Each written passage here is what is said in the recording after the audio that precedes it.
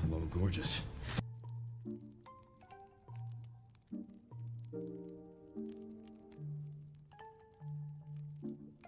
Hello, gorgeous.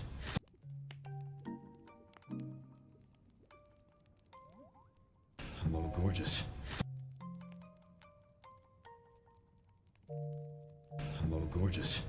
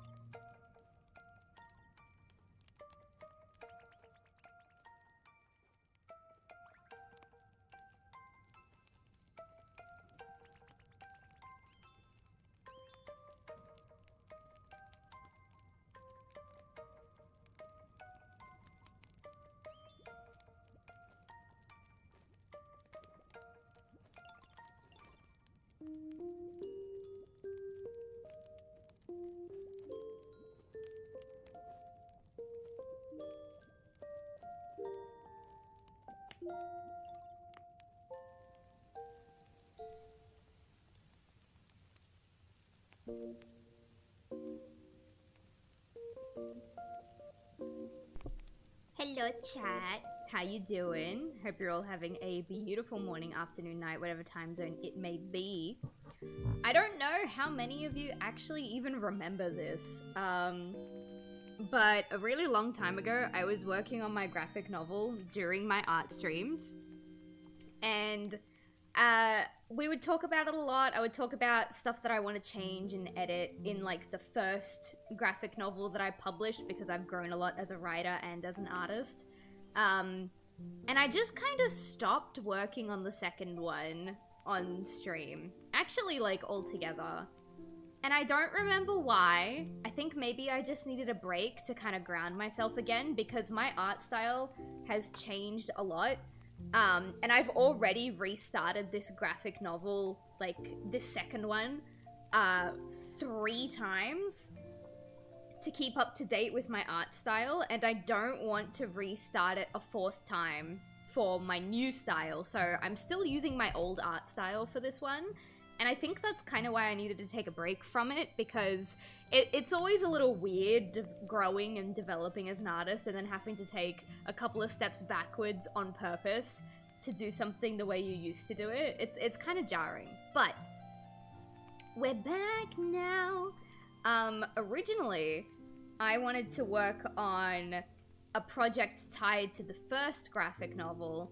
I don't remember if I mentioned exactly what that project is, but for the sake of being at least a little vague, but still telling you what's going on, it is not necessarily a reimagining, but like a rewrite of the first graphic novel.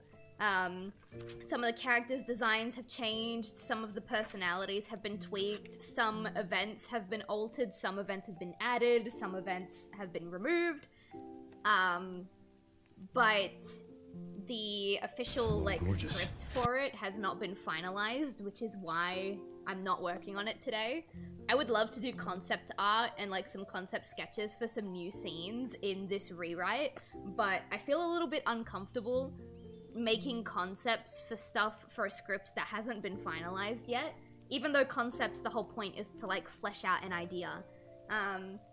Maybe later on, during either this stream or another Forget Me Not stream, we will do some concepts for specifically Caden and Callie. I really need to, not need to, but I really want to kind of flesh out what's going on between those two. But for now, just to get back into it, I'm working on Forget Me Not 2, Astral Miria today. I'm still in the process of redrawing old pages from the second rewrite. So still a little bit of catching up to do, but we'll get there eventually. But now that all of that's out of the way, hello everybody! How are you doing? Thank you so much for the lurk, Ether. Welcome in. Hello, Jake. Hello, Noob. Hello, Kyra. Jake with the 75 stream streak. Hell yeah, dude. That's a big one. Let's see. Gotta charge my phone. Good luck. Hello, Fluttershy. Hello, Rogue. Welcome in, everybody. 1 year, 7 months, 9 days, and 18 hours. But who's counting? I always like to follow up, like, a specific countdown with but who's counting. I don't know. Maybe it's cringe of me, but I don't care. So actually, part of the reason the stream is late is because my hard drive, which has all of my graphic novel content, kind of broke. I talk about this a lot on stream, but my hard drive does not like me. Every single time I unplug it and then plug it back in, it's like, oh, your hard drive has been corrupted, we need to fix it. But for the first time ever, I got a pop-up from Windows saying, we can't fix your hard drive. And I shat myself a little bit. Turns out it was a fucking lie. They repaired it really quickly. It was the usual repair process. And once it got repaired, I checked a couple of files, and I opened this page, which is a page we're working on today, and I got a little bit excited, and I started working on it before stream. And I was like, oh, there's like an hour and a half before stream starts. I'm just really quickly gonna do a couple of things. And then I blinked and like an hour and 15 minutes was gone. And I had 15 minutes to eat, finish my setup, and do everything, so... That's why we're late. I got an 80 stream streak. Yeah, I know, but 75 is still a big one. Alright, so... at the moment, we're redrawing this old page. I'm gonna turn the text off. Yeah, there we go. This is the original page. It's alright. I'm not changing the format too much because if I change... The awkward thing about redrawing old pages is that when it comes to stuff like this, I can't rearrange the format of these pages or the pacing of these pages too much because then it'll affect all of the pages in front of it. And at that point, I may as well redo them all from scratch rather than using the base format that I already have. So on this page, this text bubble doesn't exist anymore. This text bubble got moved to the previous page. And this panel no longer exists. We've just got one big square panel on the bottom. But other than that, the format is basically the same. I drew this picture of Siobhan before the stream started, and I need people to look at her because look at her tummy. I'm gonna eat her fucking tummy. Oh my god. Nom, nom, nom, nom, nom, nom, nom, nom, nom, nom. Delicious. Anyway. That aside... Hey Sylv, do you want to hear a fun fact? That depends. Is it actually fun, or is it, like... not? You know what I mean? Like, is it actually fun, or are you just saying fun fact, and then you're about to hit me with, like, the most non-fun fact in the world?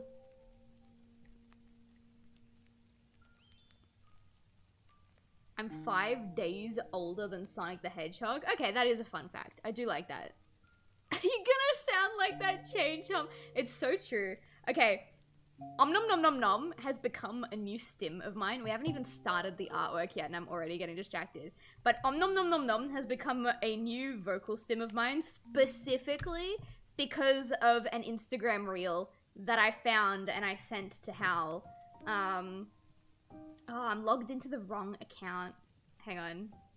Let me see if I can log in. More.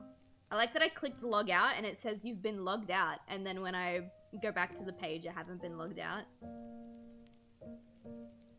I think it's this one. Oop. Oh fuck, what's my password, chat? Oh, never mind. I got it. I don't know why I asked you guys what my password is. You guys wouldn't know. Yeah. I'm gonna open it on like a different page because I don't want to accidentally link, I don't want to accidentally show Hal's, chat, or Hal's, like, Instagram, because he doesn't want that. Okay, I have it right here. No, stop. Don't make noise yet. Alright, here. Nom Nom Nom Nom is my newest vocal stim because of this video. Oh fuck, where'd it go? Yeah. This video right here. So what if I'm the Winion? I'm gonna eat your cum, nom nom nom nom. It's treasure. Nom nom nom nom, eating your cum. I need to eat your cum, nom nom nom nom. That's the man who wrote Hold 'Em Down, by the way. And this is the man who's gonna eat your cum, nom nom nom nom. Surely the Winion replies. I'm putting salt and pepper on your comment and eating it, nom nom nom nom. Insanely dripped out. I'm insanely dripping ketchup on your comment and eating nom nom nom nom. The hoodie, excuse me? I'm putting your comment in a burrito and eating it, nom nom nom. Thank you for adding another picture to my reaction meme collection, Horn. I'm gonna eat your meat. Dude, we're matching now. Dude, I'm eating your comment, nom nom nom. I don't know why, I just... I'm gonna eat your comment, it fucking gets me. It gets me. So now Nom Nom Nom Nom is my new stim because of that fucking video. Thank you everyone for indulging me. I hid weapon grade uranium under Sylv's bed. Good luck getting under there. There's like no space under there. Alright, stop distracting me, chat. I was, actually, I got like a real big kick in the ass to finally start working on Forget Me Not again. I took a break from it for a really long time, not because I wanted to, but because, like, as a disabled person who's currently relying on income protection and, like, nothing else, I need to be spending my energy on things that at least have a chance of bringing money in. And I love Forget Me Not to death. Forget Me Not is, like, such a big part of who I am, but it just doesn't, like, at least the finished product, it doesn't really bring a lot of money in. Mostly my fault. I don't advertise that I have a published graphic novel. I just kind of published it and moved on with my day. But Forget Me Not does not bring in any revenue whatsoever. So when I had to decide what projects were going to get cut for the year and which ones I was going to focus on, Forget Me Not kind of had to take a backseat. But I watched we're still in no spoiler territory, so I'm not gonna take any discussion about this film, but I watched the final act of The Amazing Digital Circus, like the second day it was in theaters, and I was talking to Hal, and we were talking about how we perceive Jax as a character. And I was talking about how I find Jax really interesting and how Gooseworks has said that Jax is like her self-insert, basically. And how Deadass looked me straight in the eye and said, yeah, that makes sense. Jax feels to Gooseworks like what Caden feels to you. And I've been thinking about that a lot, because he's right. He's so fucking right. Caden is not a good character. Caden does a lot of fucked up shit, but there's also a lot of repressed trauma in there. And while it doesn't, under any circumstances, like, excuse the kind of behavior that he partakes in throughout Forget Me Not, he's a cautionary tale. He's a warning. He's like, this is what happens type shit. This is a fuck around and find out kind of guy. And, like, how comparing how Gooseworks feels about Jax to how I feel about Caden was like, holy shit. I need my boy! I haven't done anything with my boy in so long, I miss my boy! So he's back now.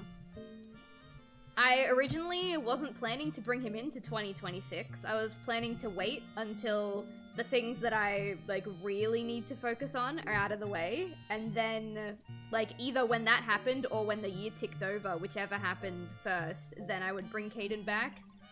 But I can't help myself. I miss him. I miss him. He's so... I was gonna say he's so baby, but he's not. He's kind of a bad dude. Bruh, Goose said Jax was a self-insert. I think she said that he's the one that she relates to the most. I don't remember if she specifically said self-insert. And to be fair, there are a lot of things that Jax's character is about that I look at that and I'm like, yeah, I see the self-insert part of it. But just because a character is labeled as a self-insert doesn't mean that literally everything that they do correlates to the person who's made it. You know what I mean? Maybe that didn't make any sense, but I know what I'm talking about. I don't like your head. Stop doing that with your head.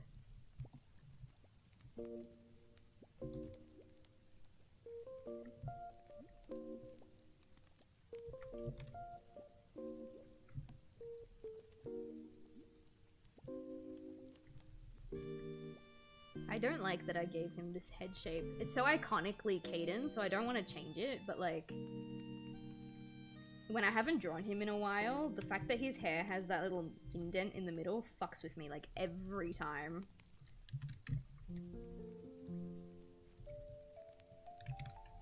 Maybe I do need to change it. Alright, there. We'll bring it up a little bit so it's not, like, going into his scalp. Hello! Oh my god, Fluttershy, thank you so much for the 10. I don't know why my alerts aren't working. They haven't been working for months, to be fair. I've fucked around in stream elements a lot to try and get them working again, and I just can't. I'm gonna try again right now though. I miss my metal pipe sound effect, you know what I mean? Also, hello Fox, how you doing? Where is it? It's in here.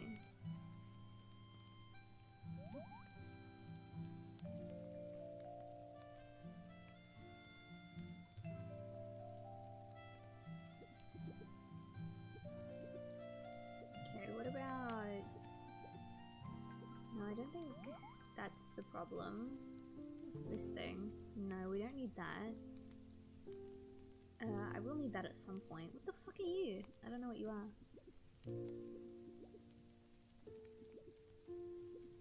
I don't know what that is. Maybe this thing?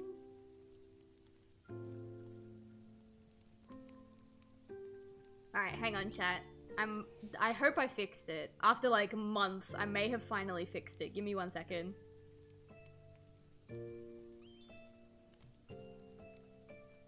Oh, it's fixed now! Yippee! Oh, glorious day. Oh, that took way too long to fix, but it's fixed now. Oh, that's what that is. We do need that. Okay. Apparently my emote wall was also broken, but I fixed that now too. It's getting really hot in here. I'm gonna take my jumper off. There we go. Thank you, Fluttershy. That's very sweet of you. Alright, I'm just gonna quickly take my jumper off because it's like winter time, but I had like a hot soup for lunch, and now like my body temperature hasn't regulated to the fact that it's cold in here. My body is still like heated up from the soup. Alright, I'm back. Let's go. I think I want to kind of not exaggerate his little head indent. Oh yeah, I've got some stuff to update you guys on in Tomodachi Life when we get to that today. Very keen. Good soup? Oh yeah, it was pretty good soup. When I make soup, I usually like to do like fresh vegetables. Like I buy fresh veggies, I cut them up and stuff like that. But fresh veggies are really, really expensive these days. So I found a bag that's just a kilo of vegetables. It's like carrot, potato, peas, and like 2 other vegetables. I don't remember what they are, but it's like a bag full of potatoes. It's a kilo bag for like $5. And I was like, okay, I've never made a soup with frozen vegetables before, but I can't afford fresh veggies right now, and I really, really want soup. So I'm gonna try it. Oh, it's so good. And the best part, chat, the best part. So when I make soup, I really like to use a specific type of beef called gravy beef. If you cook it a certain way, it has the taste of like a beef covered in gravy. That's why it's called gravy beef, but I have no idea. I have no idea like what cut it is or anything. I just know that it's called gravy beef, and it's pretty cheap. I bought like 500 grams for like $8, you know? It's pretty cheap compared to like what I get when it's not wintertime. But the casserole, the gravy beef is only available in the winter. I don't know why, but it's only available in winter, and it really makes me sad. So I grabbed the gravy beef and I like saturate it in chicken stock for like 3 hours. And I put my own seasonings in there as well. I have a seasoning blend that I use. I just can't remember off the top of my head what it is. But it's like a little bit of cumin, a little bit of onion powder, a little bit of cayenne pepper, and like 2 other spices that I can't remember off the top of my head. And then like while that's like simmering, maybe at like the 1.5 hour mark, I throw the veggies in there. And then in a completely separate pot, I cook like whatever pasta I want. I've got the shell pasta this time around. Oh, beautiful stuff. Sometimes I don't do pasta though. Sometimes I do rice instead. And it's delicious. And I love my gravy beef. But like I said, for whatever reason, it's only available in the wintertime. And I'm a soup all year round type of person. I really like soup. Like, the second it's not summer, I'm having soup. like dead ass. But because it's only available in the winter, if I want to make a soup when it's like not winter time, I have to buy the casserole soup, the casserole beef. And casserole beef is also nice, but one, it doesn't have that like gravy like taste to it. And two, it's more expensive. 500 grams of casserole beef is, I believe, $12. And 500 grams of gravy beef is only like $8. So I'm being punished for being an all year round soup enjoyer. And it's not very nice. Anyway, that was my soup rant. The TLDR, yes, it was good soup. I'm sorry, I didn't need to talk for like 10 minutes about my soup woes to you. There we go. That's the other thing. I make his hair too oofy boofy. The lower leg, we call it chuck or stewing beef. Well, it makes sense, yeah. Because, yeah, at least I mostly use it for, like, soups and stews and stuff. Now, I'm having a dilemma. I'm not having a dilemma. I'm not having a dilemma. So, this graphic novel still uses Caden's old outfit, which is nice, and it's, like, iconic and whatever, but Caden has a new outfit now. If I can pull up, here's Caden's folder. This is his old outfit. Well, actually, none of these pictures are really good. Oh my god, why do I have such little pictures of my son? Oh wait, if I go to the turnaround. This is Caden's old outfit. And this is his new outfit. And I like his new outfit way more, but, you know, if I was to put him in this outfit, then I would have to change the entire rest of the graphic novel to match. It's not that different. It's really not. It's just that his shirt, his like overshirt jumper is shorter now instead of being longer, and he's got like a hoodie underneath instead of this weird like cut. And his shoes have changed, but like I like this a lot more. And so seeing this and like having to go back to the old design, I'm like, bruh, no, don't make me do it. I'm gonna do it, but like, don't make me do it. Soup flow state. Oh, I love me a good soup, bro. The pain of good soup. The pain of wanting to have good soup. Like, literally any time other than winter, bro. Just let me have good soup any time of the year that I damn well please, and I will be very well on my way.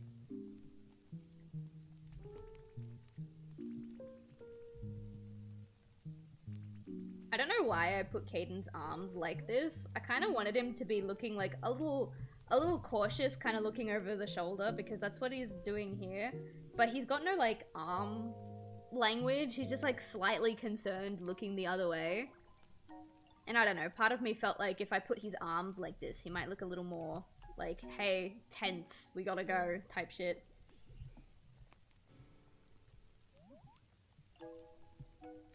I think Tomodachi life has also been a big factor in me wanting to bring my babies back.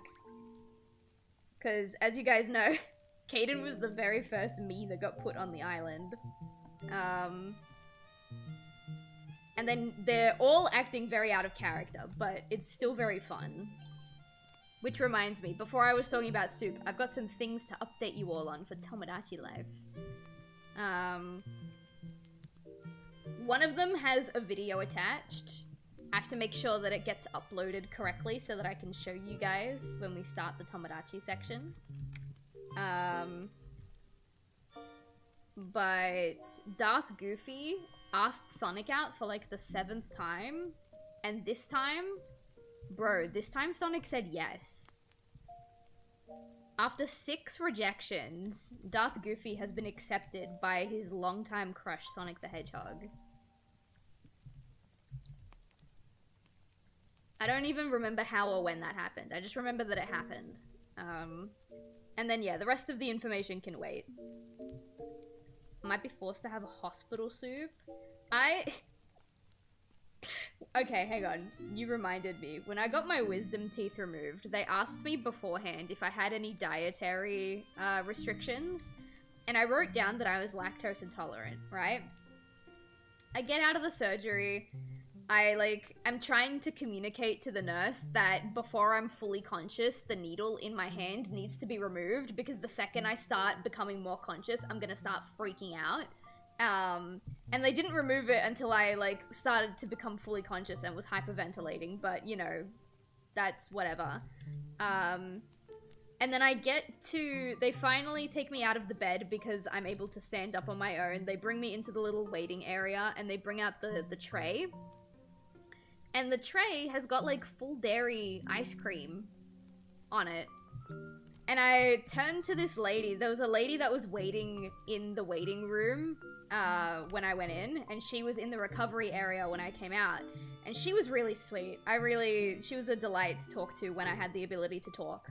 But I kind of got her attention and she helped me bring over a nurse to explain that, hey, I'm lactose intolerant. I can't have this. And the nurse is, kind of frustrated. She, brings the ice cream back and, you can see them looking at my paperwork in the back. Sure enough, the paperwork says that I'm lactose intolerant, so they bring the dairy-free ice cream out. And after all of that hassle, bro, I didn't even fucking eat it. I didn't even eat it. I had the apple juice.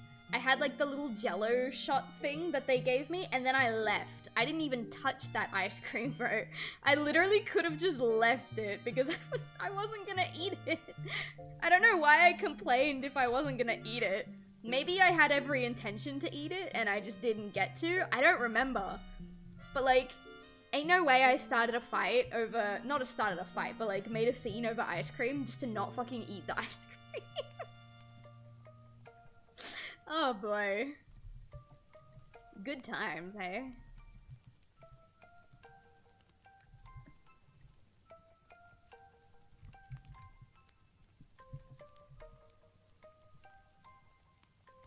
I'm just, glad that I still had the ability to talk immediately out of surgery, because if I didn't, then I probably wouldn't have been able to tell anybody, hey, you gave me the wrong ice cream.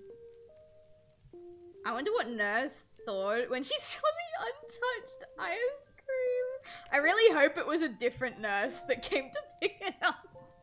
Chances are, though, it was the same nurse.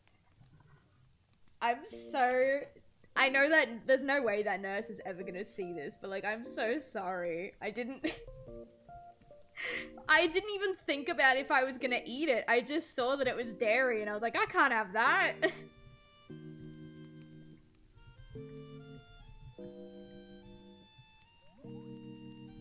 But yeah, I'm just grateful that I was able to talk immediately after surgery. Because everyone was like, oh, you probably won't be able to talk for, at least the first 3 days. And I came out of the little hospital waiting area to meet my mom and Hal. And Hal looks at all my cheeks and he goes, oh my god, you're so cute, you're like a chipmunk. And I deadass looked at him. One of my pupils was dilated and the other one wasn't, by the way, apparently, according to him. And I looked at him and I just mumble out, I'm gonna bash you. And I feel so bad because you see all the videos of the boyfriend picking up their partner from a anesthetic surgery thing, and it's like, oh my god, this cute guy is flirting with me, or oh, I think you're so cute, and they have an adorable moment. And meanwhile, I'm recovering from anesthetic, and I turn to my boyfriend and I'm like, bro, I'm gonna beat your ass.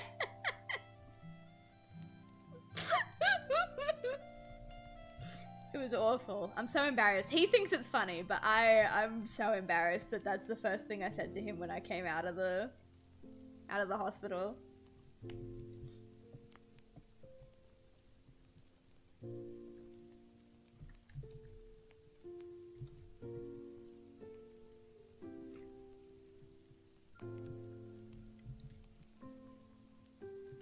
I don't know why I'm being so precious with the line art right now. This is literally just the secondary sketch. This isn't the final line art for the piece. I don't know why I'm being so precious with it.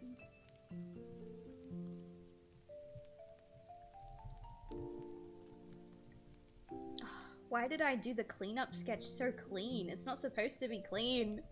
Oh well. The pen that I'm using is too thick anyway, so I can't use this for the final line art anyway.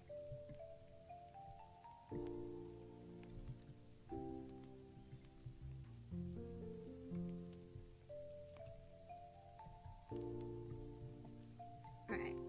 FaceTime. I think I might need to drop this cheek a little bit. It depends on how big I draw his eyes.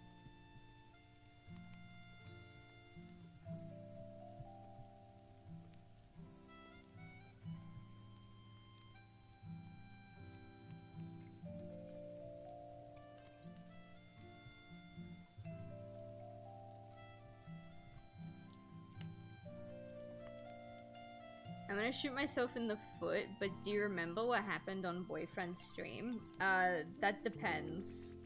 Which incident?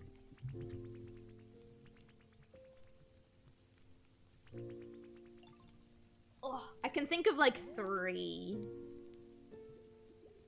Oh, 3? No, I can think of 2. It's the same one. There were multiple. Well, the first one I'm thinking of is the transphobe that, like, made his account in 8 minutes, and then the first thing they did was hop into Hal's stream and tell him, like, oh, you don't even sound like a real woman. You'll never be a real woman. Which, like, it's funny, but it's funny because it happened to Hal, and Hal is very openly, like, a cis man. If that happened to an actual trans streamer, I probably wouldn't think it was funny. I would probably get really angry.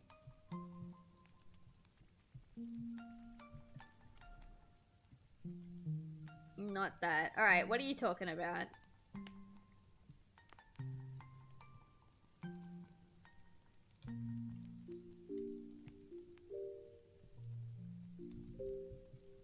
Oh wow, that eye is huge. Whoa.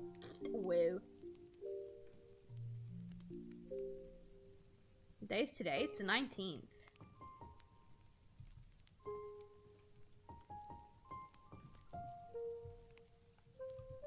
Oh, whoops, that's too thin now. Let's go, like, here.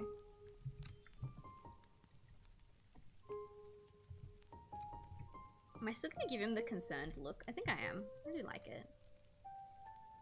For you, it was the 19th. No, it is the 19th. It is the 19th.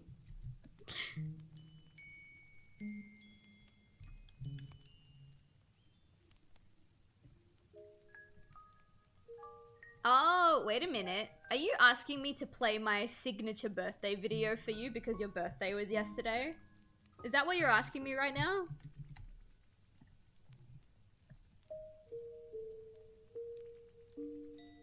You have 11 minutes until it's the 19th. Okay. So it can't be that then, because you said your birthday was yesterday. So the dates don't line up. What is it then?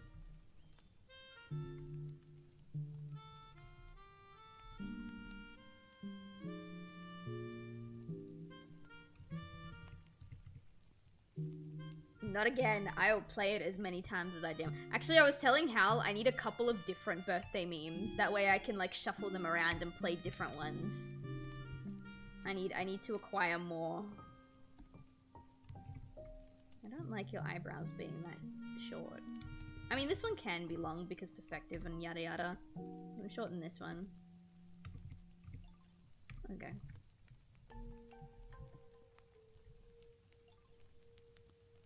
I think this eye altogether just kind of needs to be el squishied.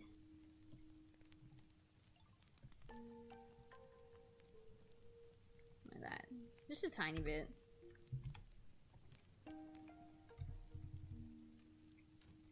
Okay, that's good. Hello, Pipey!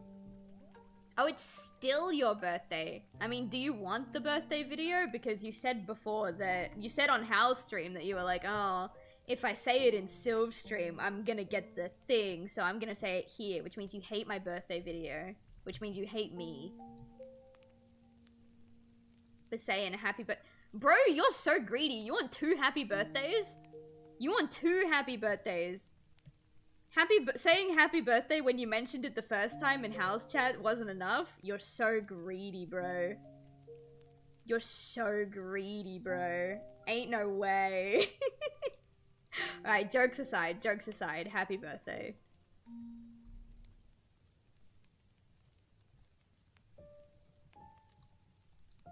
Biblical levels of greed.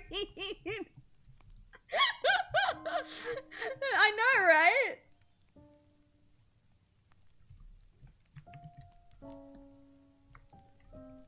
Actually, wait, hang on. Before I do this, I'm gonna actually draw his little diamond.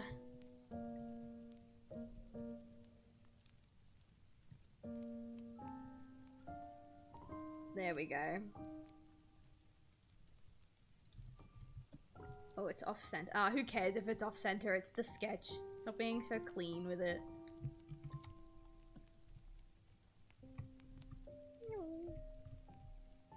And now I can really quickly...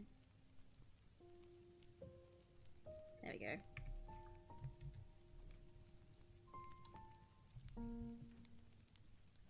I know they're the same height, but it doesn't look like they're the same height, and it's fucking with me. If I look... See, now they look like they're slightly the same height. Even though they're not. Actually, wait, hang on. Maybe it's just a perspective on my graphics tablet.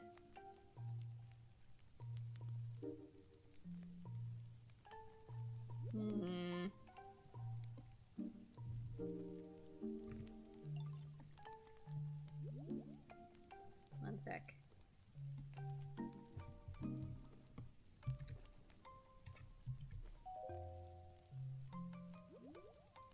Why does this eye look lower even though they're the same height? I hate you. I hate you specifically, Caden. Actually, wait, hang on. Now I remember why I shelved you. Alright, moving it literally 1 pixel up made the difference. That's fine now.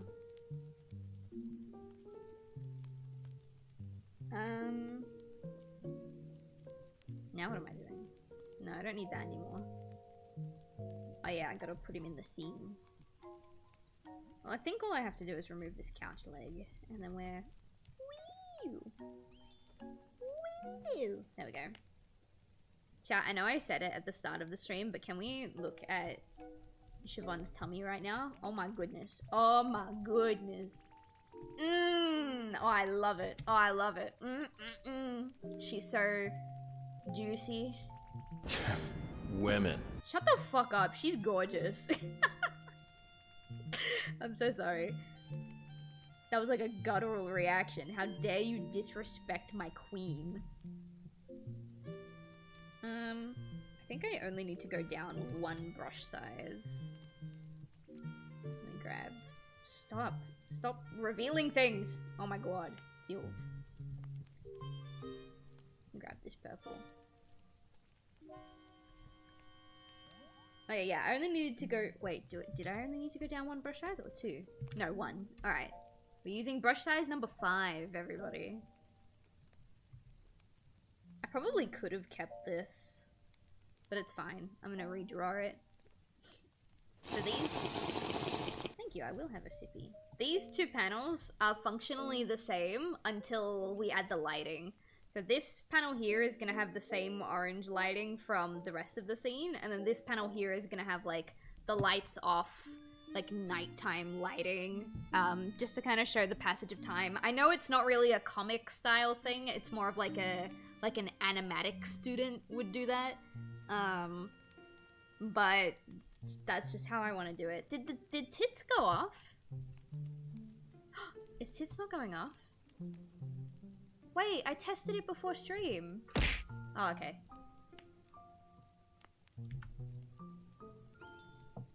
I tested it before stream. Why are you doing this to me?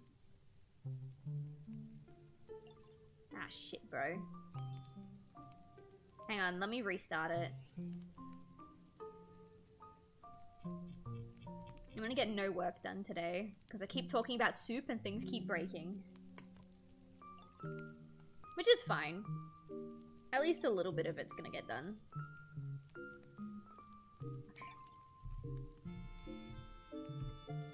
Okay. Peak Silvestream? Shut up, bro. Why isn't it working? I reset tits! Hang on. I don't need ray tracing. Shut up.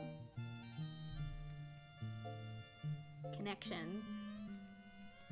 Twitch. What? Let me deauthenticate this bitch. Alright, can I reset it now?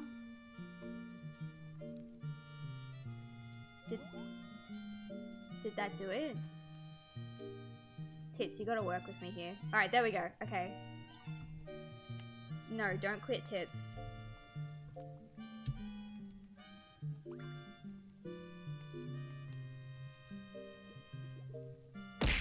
Okay. We did it. It's fixed. It is fixed, chat. You guys want to see something funny? Hang on. I want you guys to redeem tits and heads up as many times as you like. For the next, like, maybe 2 or 3 minutes. I'm gonna show you something really funny afterwards. Perfect, perfect, perfect, perfect.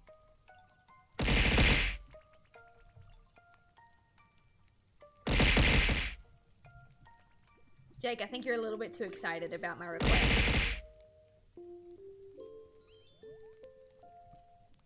Now I've got a fish in my head. Ow! Okay, okay. It was broken last time I tried. Uh-huh, uh-huh.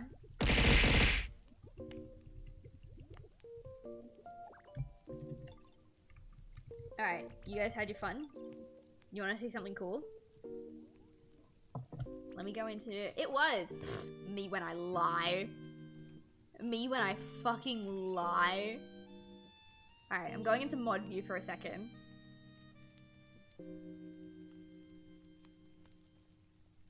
Alright, you guys want to see something cool? You guys want to see something really, really funny? Oh no, wait, you know what's gonna happen, don't you? You've seen it before.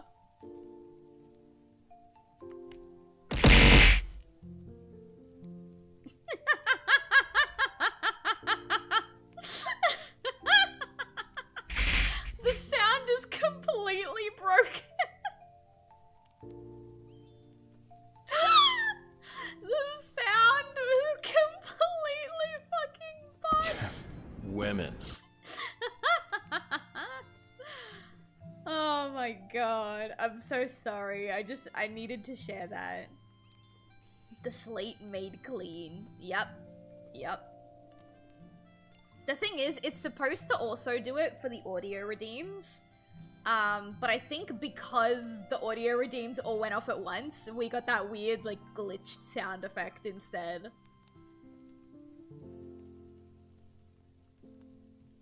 You have to make that a redeem one day. I don't think I can, because the way it works is basically every time you guys use channel points, it gets added to a queue, like within Twitch.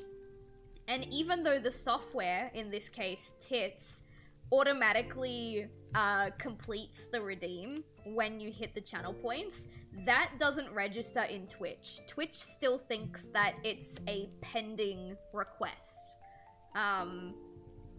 So when I click complete all to clear the slate and make sure everything is nice and clean, Twitch sends a second announcement to the program and be like, hey, you gotta complete this thing. And that's why it happens all at once. I don't know if I did a good job explaining it, but basically it's a thing completely on Twitch's end. It's got nothing to do with the program itself. I don't know if I can make a redeem like that.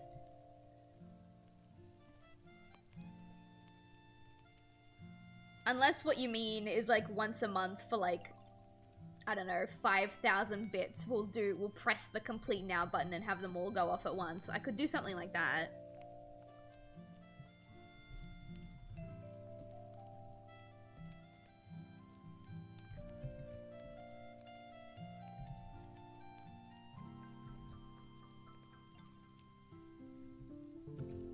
now it's a nice day outside. It was all gloomy, like, before stream. So before the stream started, I closed the blinds. Because I close the blinds when it gets dark, but I was like, oh, well, if it's already gloomy, I'm just gonna close them now. And now, whoop-de-fucking-do, it's a nice day outside.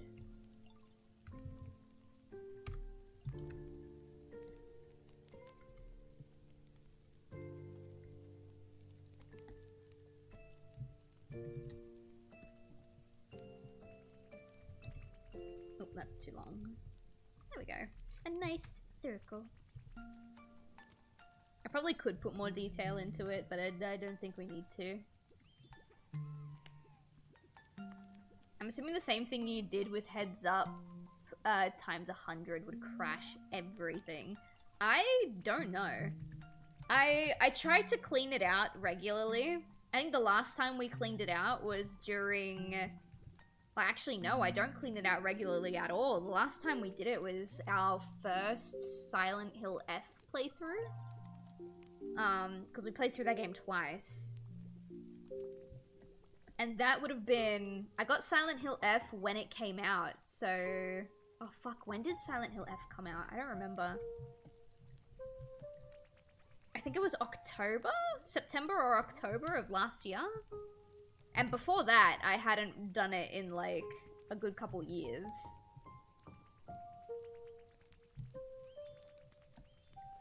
The only reason I remember it being last year is because I remember still using my PNG tuber. I had my James Sunderland PNG tuber that we were using for Silent Hill F.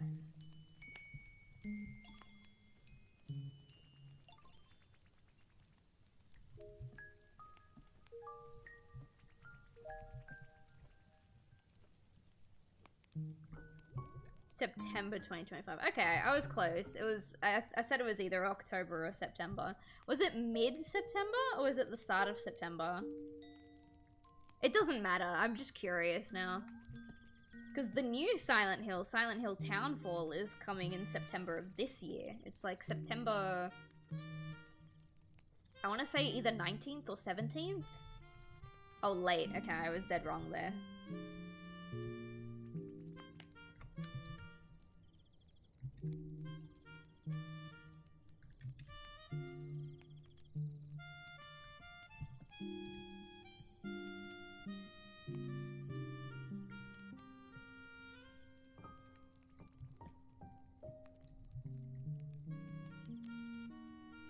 I added a new me to the island, by the way. Sorry, I am still talking about Tomodachi Life. Because I'm thinking about it now while I'm drawing Siobhan. I did add a new me to the island literally this morning. I've been meaning to add her to the island for a long time. And since we're working on Forget-Me-Not, like, pages today, I was like, ah, fuck it. Better now than never. So Siobhan has been added to the island. Unfortunately, she doesn't look quite the same because the face paint for the hair doesn't go very high, so she doesn't have her massive, like, cowlick at the top of her head. But other than that, I think it's pretty readable as Siobhan.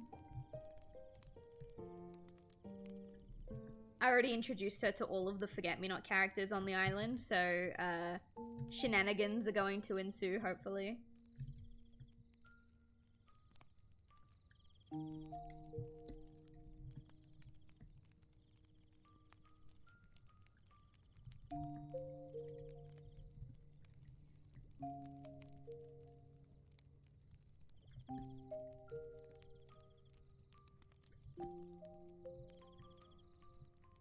I feel like the art streams aren't as lively as they used to be. Like, don't get me wrong, I like drawing with you guys. I think it's fun. I think it's chill.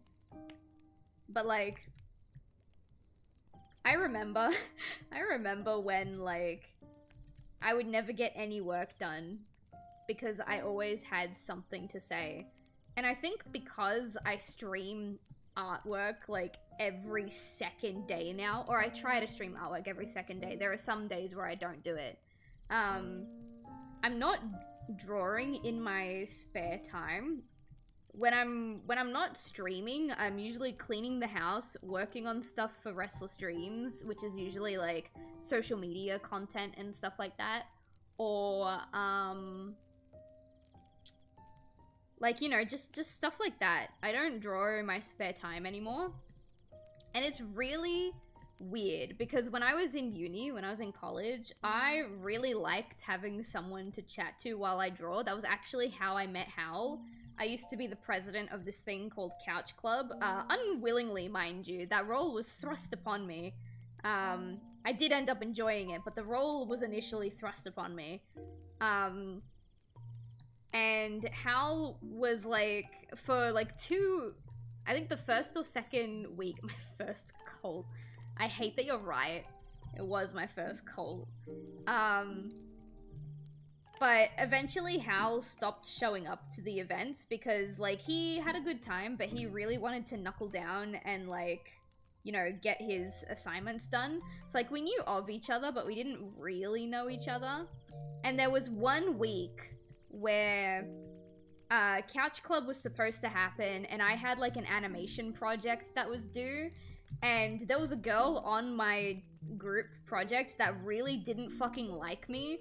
And of the 6 weeks that we had to work on the project, she spent 4 weeks doing a really simple fucking green screen effect with like some back and forth cuts to one of our actors and an empty chair. She spent 4 weeks doing that, leaving me, the animator, with 2 weeks to do like half of the project basically. It was a live action / cartoon interview with Sonic the Hedgehog over the movie, like the old design for the movie. I don't have it anymore, it's lost to time, so I can't show you. But yeah, this girl took 4 weeks to do the editing, and she left me with 2 weeks to do literally all of the animation. So I turned to one of my friends and I said, hey, I know I'm the president and all, but I can't do Couch Club this week, and I know a lot of people rely on Couch Club, like it's their stress relief for uni. So you host this time. I will tell everyone that I'm not there. I'm gonna go to Hal's like study thing. I need to work on my project.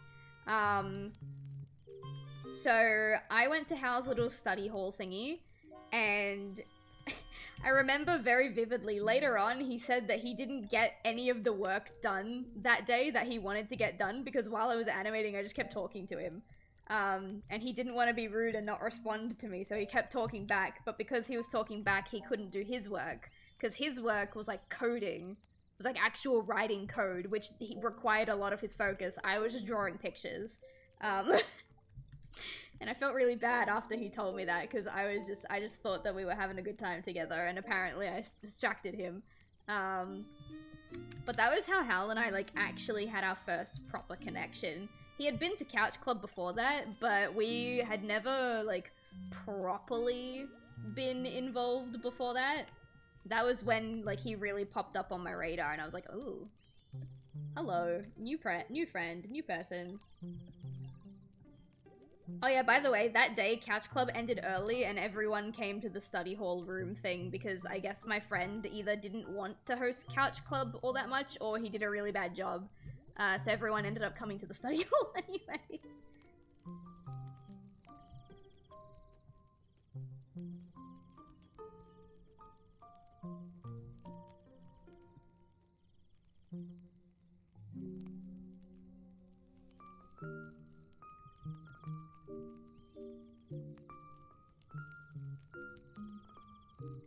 But yeah, what was I saying? Why was I telling that story? Yeah, I used to like really enjoy having someone to talk to while I'm drawing, but that was before I started streaming and I had people to talk to while I was gaming as well. So now I talk to you guys when I draw, I talk to you guys while I'm gaming, we have the Discord server, so I talk to you guys a lot there as well, and it's just like when it comes to the art streams, I don't really have that much to say anymore, because what can I say that hasn't already been said, type shit. Fucking adorable story. Oh, we have some cute stories. We have some cute moments. And we have some not so cute ones. You know what I mean? You know what I mean? Let's just say that I as the president of Couch Club was late to at least a handful of Couch Club meetings, because I happened to be staying at Hal's that day.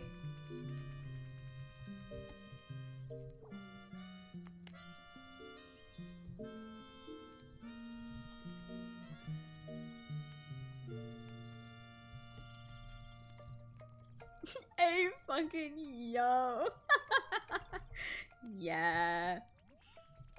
Oopsie.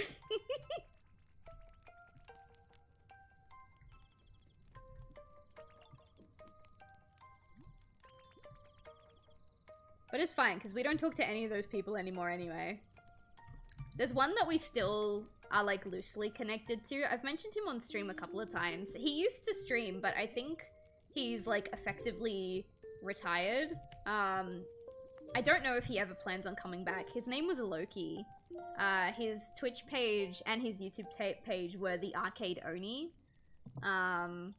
He was really chill. He was really chill. We like him. Hal and I will still sometimes hang out with him. Like, very, very rarely. It used to be every, like, month. Now it's turned into, like, every 4 months. Because Loki's basically got ADHD to a point where if he doesn't see you every day, even if he really likes you and he really does want to be your friend, he just kind of forgets you exist. And we moved pretty far away from him, so...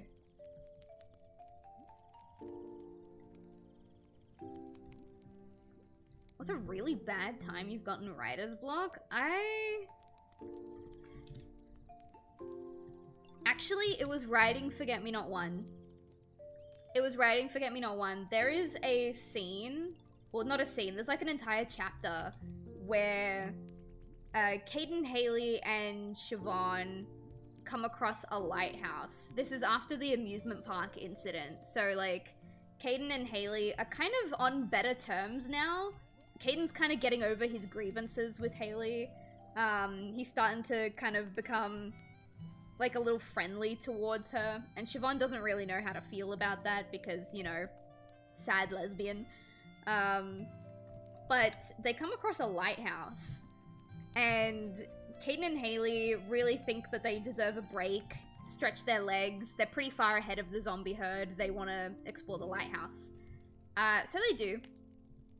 There's some things that happen in the lighthouse. I really wanted the herd to catch up with them. I wanted it to be like they spent too much time there and now the herd is after them. They don't really know what to do. And I was in a phone call with Hal, actually, because Hal was my confidant throughout all of Forget Me Not 1. And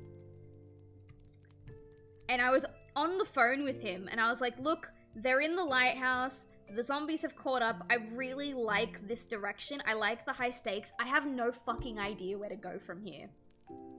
I don't know what to do. So I put on my, my Forget Me Not Spotify playlist, which is just a bunch of songs that have the vibe that I want to capture for that graphic novel. And we were sitting down, he was reading through the scene with me, and there's a song by Citizen Soldier, I think it's called, the band is called. I don't remember the name of the song, but I was sitting down, I was really listening to it, and the lyrics, light a match, pull the pin, you are not who you've been, the past is just lessons learned, light it up and let it burn. I heard that, and I, like, slammed the bed, and Hal's just on the other end, and he goes, are you okay? And I'll go, we're fucking burning the lighthouse down. He's like, what? And I'm like, we're burning the lighthouse down.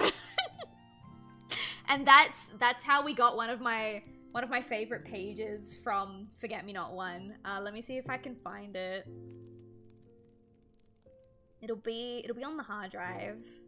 Aconite pages 7x10. I think it's page 140. Listening to music to get in the vibe for your writing is fucking genius. Oh yeah, I have playlists for every story, and sometimes for a bigger story, I will have playlists for each individual arc of the story. Oh, it's not 142, it's 152. Here. Spoilers, I guess. But that's how the Lighthouse arc ended. And I was like, yo! And Hal's just like, yeah, alright. I'll fuck with it, let's go. And I'm like, yeah. Fun fact, actually, Hal was supposed to be credited on Forget Me Not 1, like when the published version was released. I was like, hey, I want to put your name on there just because, like, you were, like, one of the biggest confidants that I had throughout that book. Like, there are a lot of, not a lot of, but there are, like, some one-liners and some scenes that either Hal had a lot of influence over or he just fucking wrote. And he actually specifically requested that I not credit him because he didn't want me to. So that's why only my name is on the book, but when I talk about it, I credit Hal so much because he did a lot more than he feels he did, but he didn't want to explicitly be credit for it on the cover, so, you know.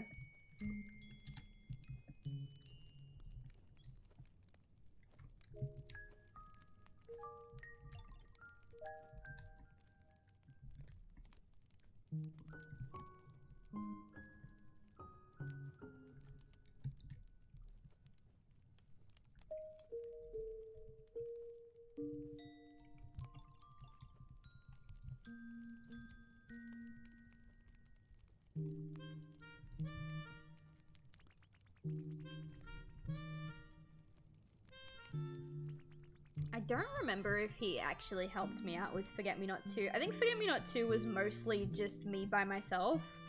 I think I turned to Henry a couple of times because Henry used to be Caden's VA. He stepped down a little while ago because he didn't really want to do it anymore, which is fine. We're still friends. There's no bad blood there.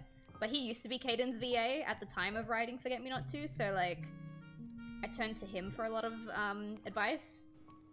Because Hal and I went through a period where we fucking hated each other. We absolutely fucking despised each other. We were, exes trying to make it work as friends and failing miserably. God, we tried to like, go no contact and sever our friendship, what, 4 times? It might have been 4 times. And I don't know what happened. Eventually we were just like, okay, no, we're actually chill this time. We're actually chill this time. We're actually just gonna be fine. And then we stopped having such explosive fights, and then we, like, got back together. It was very strange. To this day, I still get a little confused on how that happened, but, you know, it happened, and he's fantastic. And since we got together, we haven't had a single fight, so, like, you know. I remember thinking I should be productive a few days ago, and I ended up watching a 2-hour video of the entire history of Fall Out Boy. Oh, I might be thinking of a different band. No, it's not Fall Out Boy, it's, I'm thinking of My Chemical Romance, sorry. My Chemical Romance exists because of 9/11, I remember that.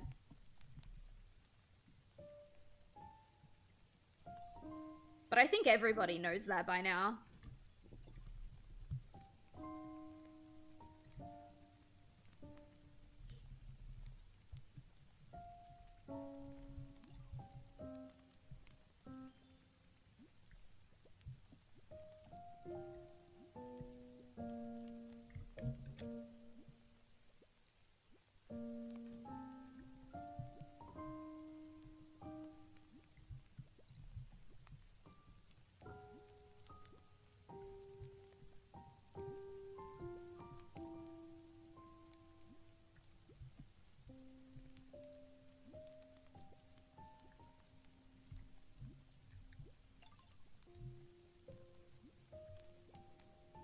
Made me fall back in love with Fall Out Boy. I used to be super into Fall Out Boy. Actually, I think there might be some Fall Out Boy on my Forget-Me-Not inspiration playlist.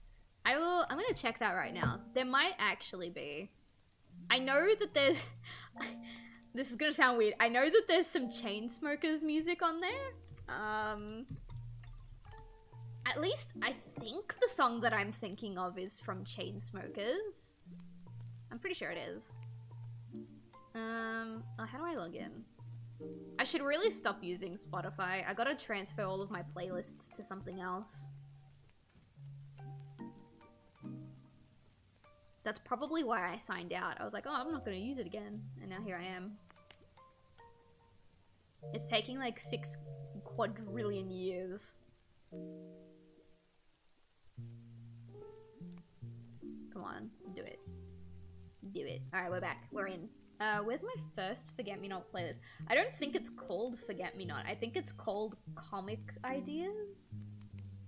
Where is it? Because comic music here. This is before Forget Me Not even had a name.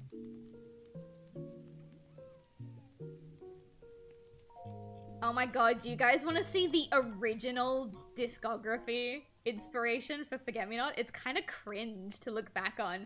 Because I look at some of these songs now and I'm like, that does not fit the vibe anymore. It's not the vibe anymore, I'm sorry. So here's what I originally thought Forget Me Not was about. Oh no, you guys can see my mod view. Here we go. So we have Hero by Skillet, which I think that could still apply, but not really. We have Awake and Alive, also by Skillet. We have fucking Breathing by Jason Derulo. I think I get why this is here. I think this is supposed to be Caden's feelings towards his dead fiance. We have Faceless by New Year's End. This one is still very fitting. This one is still super fitting. Re-Forget. I don't think so. I mean, maybe from, like, Haley's perspective, but not really. Never Forget You.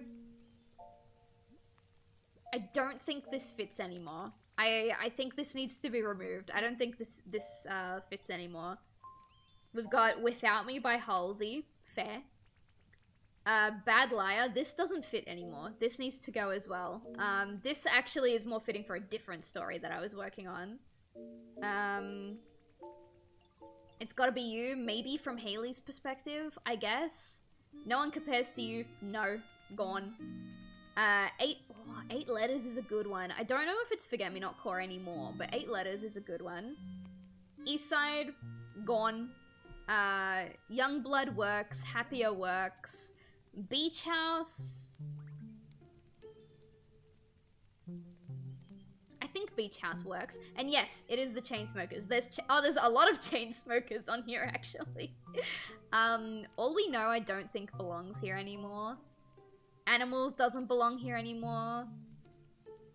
If You Could See Me Now and Broken Arrow are both really good. I think if I had to pick one, it would probably be Broken Arrow. But if you... Oh, whoops, didn't mean to click on it. No, don't get copyright struck. If You Could See Me Now... I know the lyrics are, like, from the perspective of the guy's dad. But I always thought about it as Caden thinking about his dead fiance.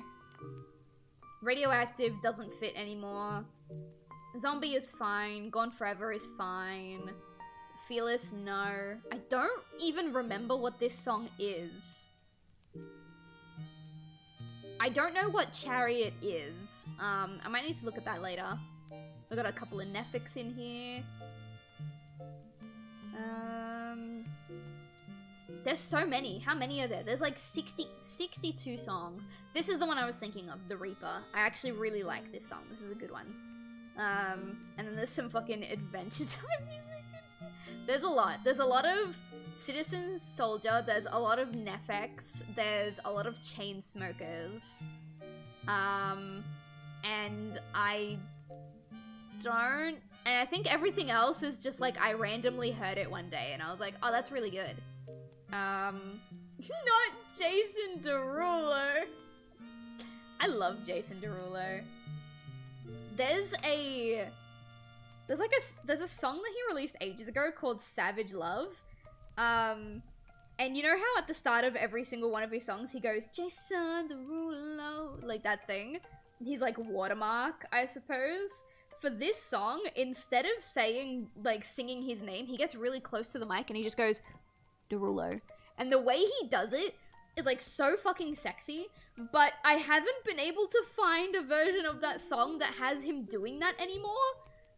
Like, I think he just changed his mind and he didn't like it and he re-released the song with his original watermark. Because I can't find the super sexy, like, just simple Derulo line anymore. It fucks with me because I know it existed. I know it existed. Stop trying to hide it from me. Oh my god. Producer tag? That might be what it's called for music. I actually don't know. From what I've heard about Forget Me Not, I do feel like Adventure Time music fits. Oh yeah. I'm Just Your Problem, which I'm pretty sure is on the playlist.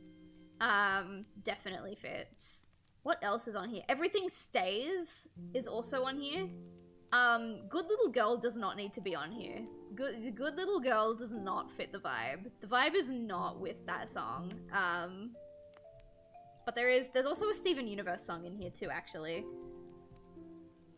I think it's the one that he sings to Spinel in the movie.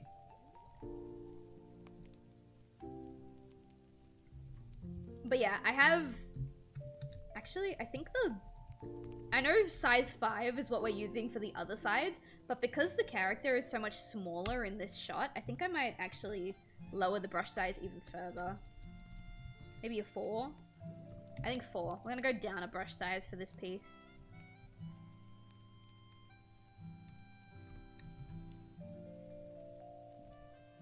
But there's some new songs. You can make a change. Yeah, that's the one. There are some new songs that need to be on there. Like I said, there are some songs that need to be removed from that playlist because they don't fit the vibe anymore. Because I made that while I was actively developing Forget Me Not. That's not, it was like a Pinterest inspo board, but like for music instead. So a lot of that stuff is like on the cutting room floor now. But there are some songs that need to be on there. There's a band that I fucking adore, called Fame on Fire.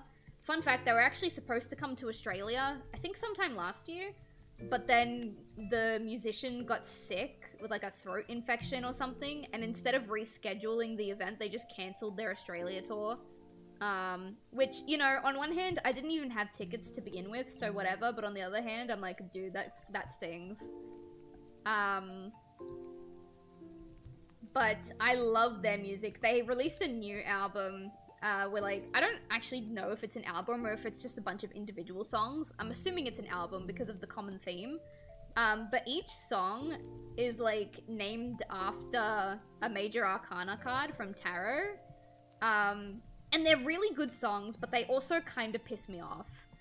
Because the Fool in tarot is all about taking a leap of faith, all about jumping into the unknown, having a new start, kind of being like brave type shit. But for their song named The Fool, they took the term literally. And their song is kind of like about someone thinking that they are a fool, that they're like foolish for doing something. And that's not really what the Fool card is about, and it kind of pissed me off, but the song's absolutely banger. And the thing that also pisses me off is that like, some of the songs, like, completely misinterpret the major arcana that they're named after, like The Fool, but some of them perfectly, like, deadass perfectly replicate the meaning of the major arcana. The one I'm thinking of right now is The Tower. The Tower is a really good song, and it actually does reflect what the Tower major arcana card is about.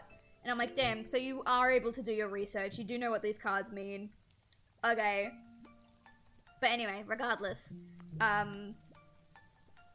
what's it called? The Fool and The Tower. The Tower song is also called Chains, which is what I know it by. I don't know what the main title for the Fool song is. I just know it as The Fool, because each song has 2 titles. The Tower is also called Chains, The Fool is also called something else. The Lovers is also called Suicide. Which is another misinterpretation of the Lover's card, but whatever. I'm guessing Death was a victim as well. I'm pretty sure they have a song called Death. The Death card. Fame on Fire, the Death card. I don't remember what it is. No Tomorrow. I actually haven't heard this one. So they have... Okay, the Fool is called Nothing Left. Oh, and they actually weren't all, major arcana. Some of them were minor arcana.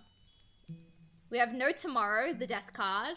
We have Spiral, Justice, which I did like that one, but again, not very fitting.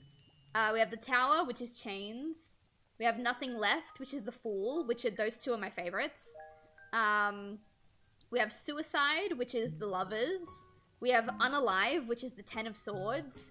That's on the surface level, that sounds like that's fitting, but I haven't heard it. We have Nightmare, the Devil. That one's okay. That one's okay. I kind of like that one. We have Us Against the World, which is the Chariot. We have Closure, which is the World. If anything, Closure should have been the Death card. But, you know. We have Desire with the Moon. If anything, Desire should have been the Devil. We have Habits with Temperance, which I think that kind of fits. And then we have Lie to Me, Seven of Swords, which is probably the most fitting of the entire discography. But all that to say, The Fool and The Tower belong in the Forget Me Not playlist. Those two, I call those songs Caden Core.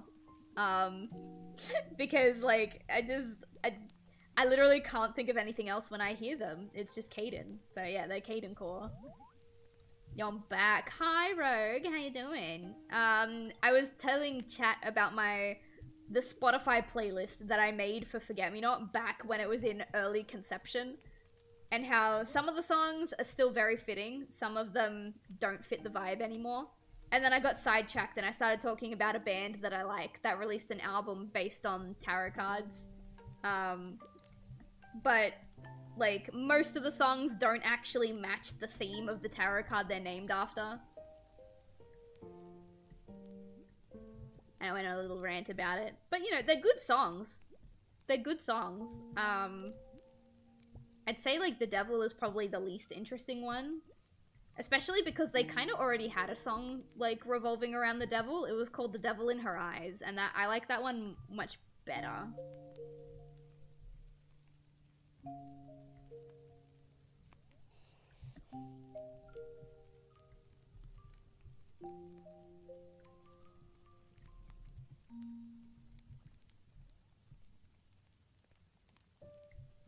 What else were you talking about? Oh yeah, chat found out that I had a cult before you guys. It was called Couch Club. I didn't ask to be put in charge, they just kind of put me in charge. I did like it once I got used to it, but you know, that was a whole thing. I talked about the first time that Hal and I, like, actually kind of, like, engaged. I don't remember what else. I kind of tune myself out when I'm talking chat because I talk so much. Is my tea cool enough to drink? I'd really like my tea now. Nope, still too hot. Fine, I guess I'll have some water.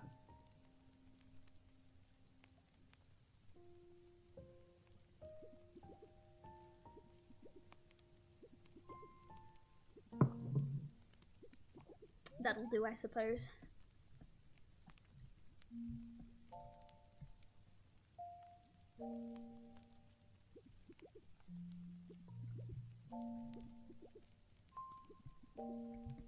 You also missed Siobhan's beautiful tummy. Oh my god. The worst part about making Siobhan an asexual lesbian is she's just so squishy and delightful and beautiful, and I'm like, I want to draw spices, and I'm like, no, I can't draw spices. She's asexual.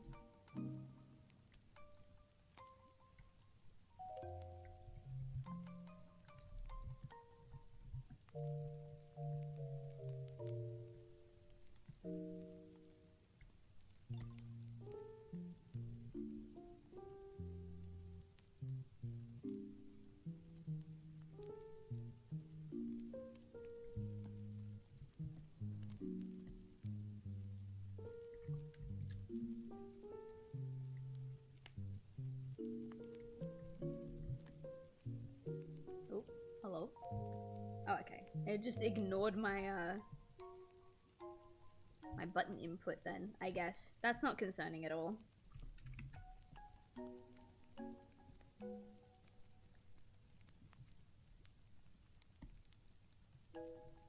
I'd really like to have the key parts of this page done, because if you guys notice, I don't actually color the pages when I'm done. I do the line art, I do the bubbles, I do the shading, and then I leave it. And that's because when I finally have enough of them, enough of a backlog, Hal is gonna hop on and Hal's gonna do all the flat coloring for me while I work on new ones. At least I think he is. Like, we haven't talked about him not doing that anymore. He suggested the idea to me, like, last year, and we did it for a little bit, and then I ran out of backlog for him. So I'm kind of rebuilding that backlog now. Because all he does is, like, do the flat color for the pages and then reformat the text, which does not take a lot of time at all.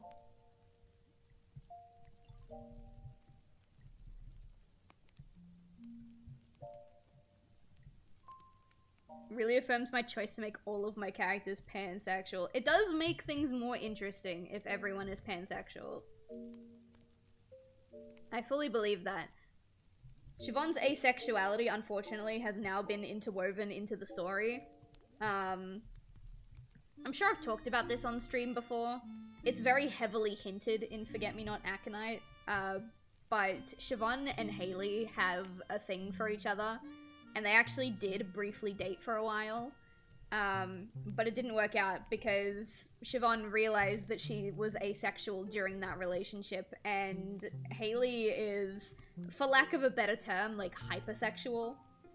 And it put a really big rift in their relationship, and Haley was just like, look, I love you, you're adorable, I want to be with you, but like, if I can't get what I need from you, then this isn't gonna work.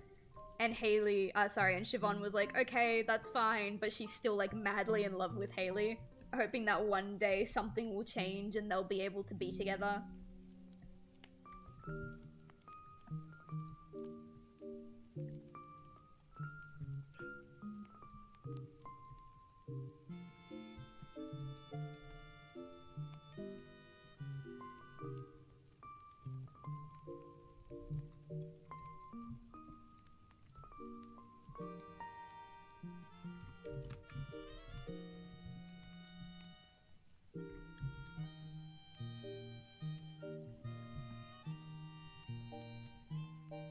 Been in a similar boat when I was in college. Yeah, they would have been around college age when that happened to them as well.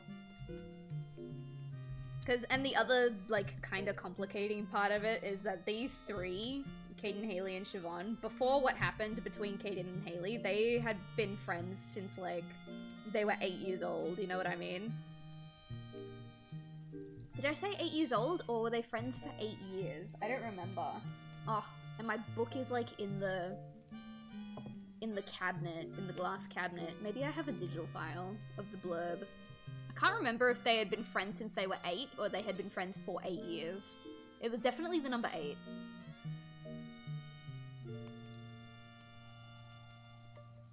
Eight years, okay. So he's like 22. So they were actually not that young. I might edit that. I might edit that. I like it better that they were friends since they were 8, not for 8 years.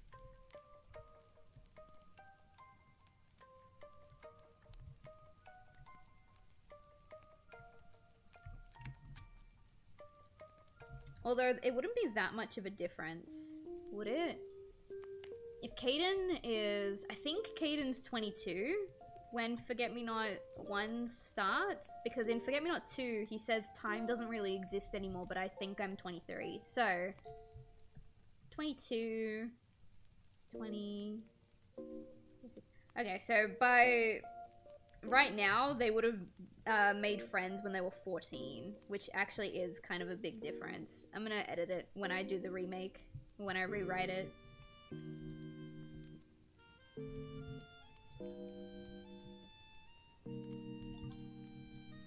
I'm not gonna draw that line. I think I was just gonna... Actually, no, I will. I was going to say, like, oh, we'll just flat color the circles, but I just remembered I'm not the one doing the flat coloring, so... We will put those in. Just so Hal knows that there's supposed to be spots there.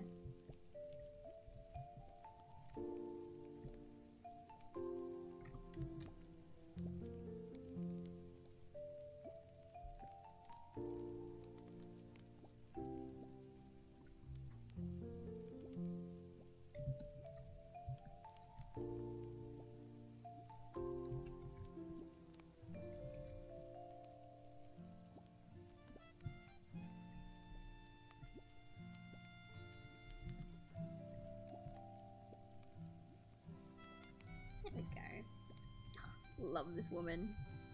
She's so, like... She's so, like, soft when you need her to be, but she's also, like, super no-nonsense when you need her to be. She's the kind of friend where, like, she would treat Haley, like, super soft, you know? Like, almost with kitty gloves. And then she would give, like, Caden a more, critical, I guess, assessment of his actions. And on the outside, it would be like, oh, clearly Siobhan favors Haley because she's being so much softer with her. But in reality, she's rough with Caden, or like she's like harsher on Caden and his actions because she knows that's the only kind of thing that will kind of get him to improve.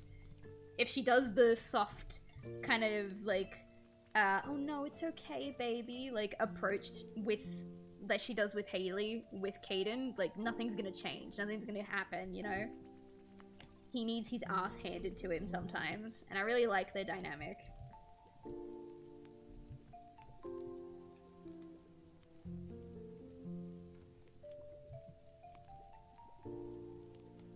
I've missed these guys so much. It's just a shame that making literally anything is so time consuming and my joints hurt all the time. Because if my joints weren't as sore, then I'm gonna be so dead ass. Book 2 probably would already be out. I'd probably be working on book 3 right now. Shit's wild, bro.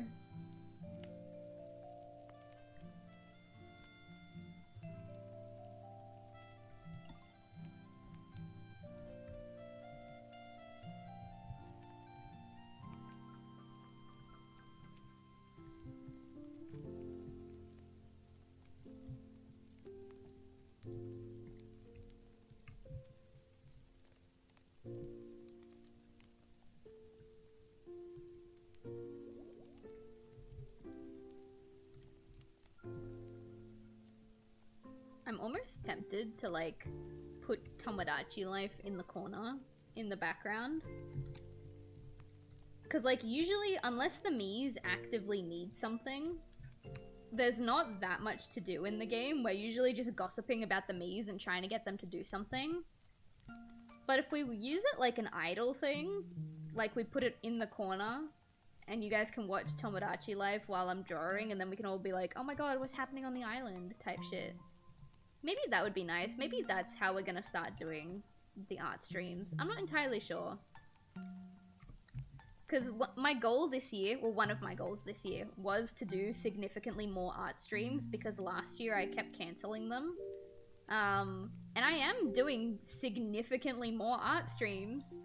Like, on a good week, I'm doing an art stream like 3 times a week. And on a bad week, I'm doing it twice a week. So it's still pretty... like a lot more than what I was doing.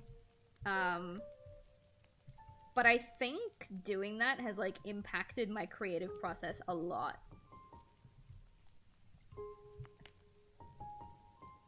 Like I said earlier in the stream, I hardly ever draw or make a lot of content off stream anymore. 1, 2, 3, 4, 5, 6, 7, 8. 9, 10, 11, 12, 13, 14, 15, 16, 17. I used to have a rule where he had exactly 20 stubble lines. But I don't really listen to it anymore. I just kind of draw the amount that feels like it looks right. And then I leave it. As long as it generally looks the same.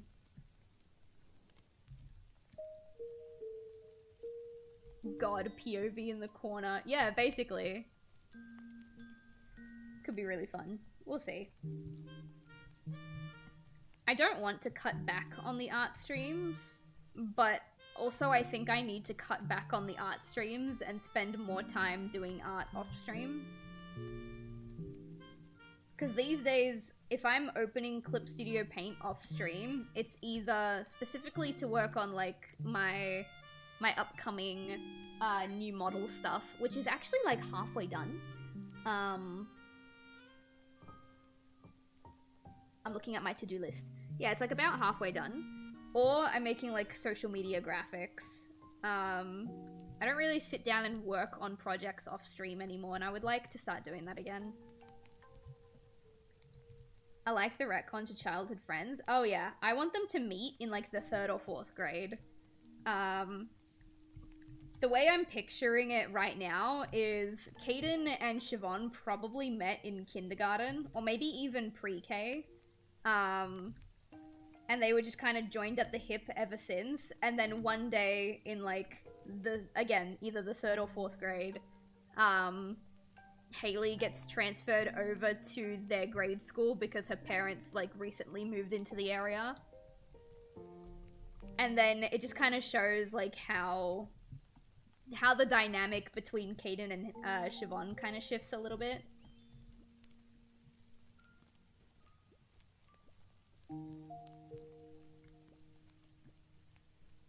I think it's really fun. I like it. Adds a greater element to the tragedy. That's what I'm saying, bro. That's what I'm saying. It's good. It's good shit. I also looked into it because in the original version of Forget Me Not, it's left pretty ambiguous whether or not Haley actually has memory loss or if she's just fucking with Caden. And we did that on purpose. We thought it would be better if people never actually knew. But recently when I was doing the rewrite, I was like, actually, like, is the kind of memory loss that Haley has even, like, medically possible? Because she still remembers her childhood. She still remembers, like, everything. The only part of her memory that's been changed is Caden's presence. Right? So, like, say, for example, Caden, Haley, and Siobhan were, like, I don't know, playing Minecraft one day. Haley remembers playing Minecraft with Siobhan and one other person. But she cannot remember that that person is Caden. And I was like, is that even medically possible? I'm really curious, because I never looked it up. And I never looked it up because originally it was gonna be like, outright, yep, okay, she's lying, and she, like, confessed to lying. But we didn't like that. And I was like, no, I'm gonna look it up now. Is it possible? And yeah, it is. I took a screenshot of the article that I found. I need to open my phone to find it, but it is a very specific type of amnesia that can be caused by trauma. My phone is my webcam, so like bear with me. My camera might look a little weird, but I'm gonna try and find the screenshot that I took. I don't remember how long ago I took it, but it is a thing that can happen. Where are my screenshots? No. On this device, maybe? Oh, screenshots, here we go. I don't know how to use my phone. It was before that... Is it this? No. That was the Kickstarter fiasco. Yeah, Kickstarter gave me hell for the campaign when I tried to launch it. No, it was before this. It'll be like a white screenshot. No, that's a dairy-free cheesecake recipe. No, that's some Clip Studio brushes. Is it this one? No, that's a tax invoice. Oh my god, I need to clean my shit up, bro. Aha! I found it! I have found it, chat. It's called dissociative amnesia. It's a form of dissociative amnesia, sorry.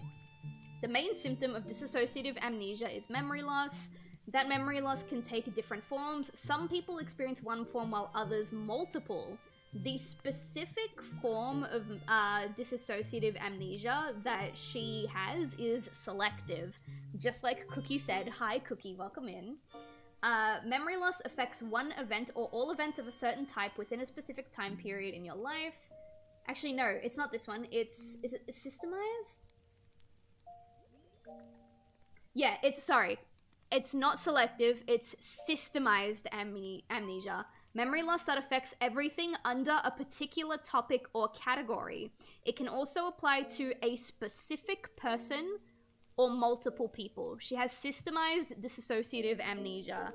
And I've been doing more research into it recently because I want her experience to be more believable, you know? Because like Rogue said, I completely agree with Rogue. It feels not real. Like, the kind of amnesia that she's saying she has in the book does not feel real, it does not feel possible. And even though we tried to go the more ambiguous route with her feelings, because it inherently doesn't sound real, people are just gonna automatically assume that she's lying, even if we don't explicitly say it. So I've been doing a little, not too much at the moment, because there are some parts of the story that we're gonna rewrite. But I have been looking at systemized dissociative amnesia and trying to figure out, like, how we can incorporate, like, things that people who suffer from that have into Hayley's character. Just another thing that I want to do to kind of, like, freshen up the story a little bit. I honestly don't know, well, I do know why I didn't research it before, but, like, I even when, like, the second I made the decision to make it ambiguous, I should have done the research. I shouldn't have just gone with my gut. But, you know, I was 19 when I wrote this story. Oh god, that's so long ago. That's also such a real experience if you think about it. If someone in real life has it, they probably also would not be believed right away. It's true. It's true.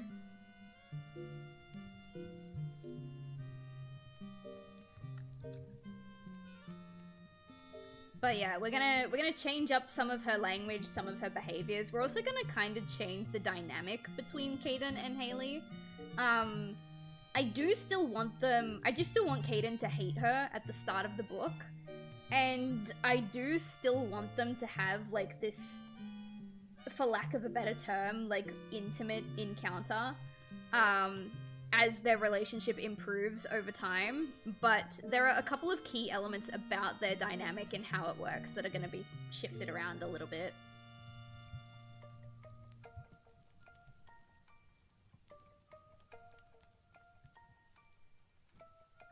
Actually, I've got my... I don't know if you guys can hear it. I've got my sketchbook right here that's dedicated to the rewrite of the first book. I have some notes in here specifically about the ending. We are going to be changing the ending a tiny bit. I'm not going to read those to you, but I do have, like, a little bullet point, like, paper thing about the things that I want to change. The biggest thing that's gonna change about book 1 is Callie. I did not use Callie nearly as much as I should have when I wrote book 1. Again, I was 19 when I wrote book 1, and I wanted to focus more on Caden's relationship with Hayley and how his unwillingness to move past what happened kind of fucks with everybody. And I still plan to have that be the main theme of the rewrite, but Callie, oh my god, girl needs a facelift and a makeover, and, like, she's gonna get everything. Truth be told, she's still gonna die really early. Don't get your hopes up. She's not gonna live very long. She's still gonna die very early in the story. Maybe not first page early, but still pretty fucking early. But there's gonna be more flashbacks. There's gonna be more, like, inner monologues. There's gonna be more to do with Callie. Because something that I, as a stupid 19-year-old, didn't realize, is that I can say that Callie's death is what tipped Caden over the edge, but if I don't show it, no one's gonna fucking know it. You know? First drafts always need an overhaul. That's the thing. The published version of Forget Me Not was not a first draft. I had proofreaders. That script got edited and re-edited and re-edited again. I think it got edited a total of 4 times. My problem was that my proofreaders were also, like, 19 to 20 and had never, like, fully written or released a story before, you know?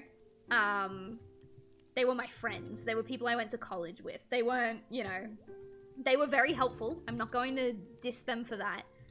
But you know what I mean? You know what I mean? So now that I'm a lot older and I have, like, a lot more of a rounded story that I want to tell, it's gonna be overhauled quite a bit. I don't know who I'm gonna get to proofread this version of the script, though. Because, like, obviously Hal will read it with me, but Hal is also, like, too deep in the source to give me, like, a proper outsider perspective, because he is helping me brainstorm a lot of the new scenes. So I don't know how I'm gonna get this version of it proofread, but we'll worry about that when we get there.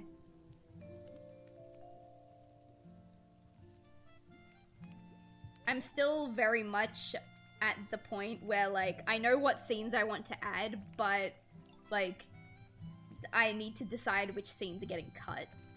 Because otherwise it's gonna be way too long. I could always turn it into a two-parter. That could be really fun. Turn Forget Me Not Aconite into 2 parts. Because the third book, which, yes, I've been thinking about a third book from the second I started writing the second book. But the third book has very recently been split into 2 parts. It's not a trilogy anymore. Book 3 has 2 parts to it. So I could probably do that with Aconite as well. I just would rather not. I'd rather it be one story.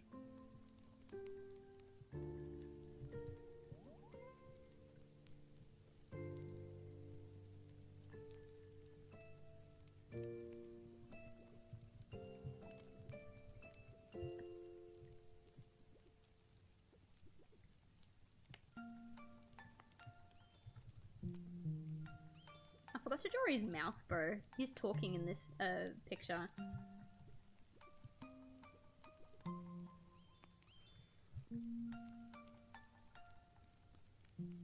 I'd offer my services, but I'm probably too close to give you a proper proofread. I appreciate the thought, but I fear you may be correct. I gotta find someone who, like, knows literally nothing about the project. The problem with that is finding someone who knows literally nothing about the project means that I'm gonna have to pay for them to read it, and I don't really have a lot of finances to pour into projects like this right now. So it might take a while, but it'll get there. Hello, Watcher Entity, welcome in. Is that a button press emote? That's so cute.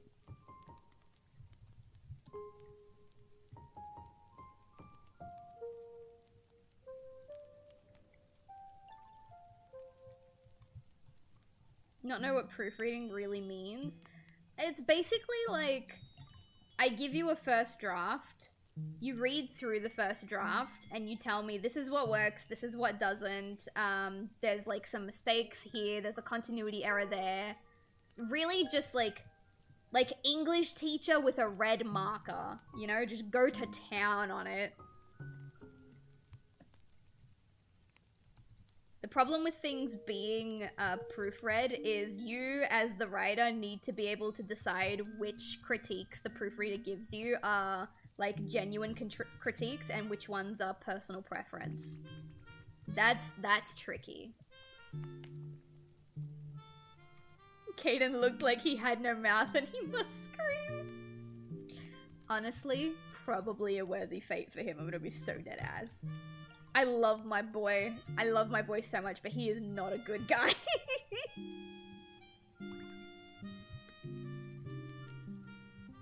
Ooh, should I make that higher or should I make this closer in? I think I might make that closer in. These lines are also not,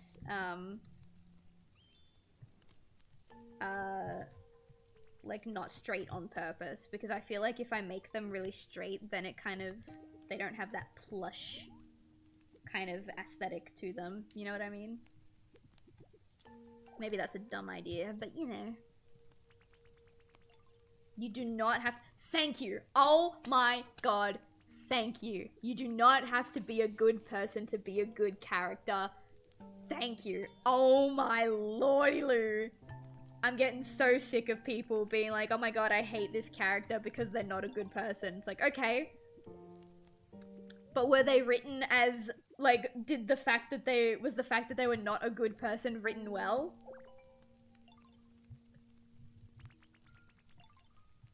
That's all I care about, baby. God, I love that.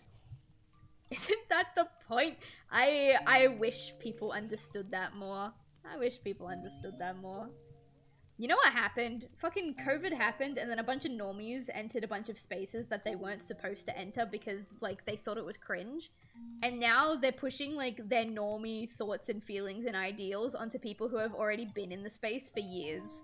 And that's why you get people who are like, oh, this character's not a good not a good person, so therefore they're a bad character. That's where you get dumbasses like that. I'm sorry. I'm very passionate about people saying that a character is bad because they're not a good person. It's like, dude. Grow up. I'm being so honest. A good written bad person character really get under the skin of readers? Yeah. Normies get out. Re. I know, right? Fucking leave, normies.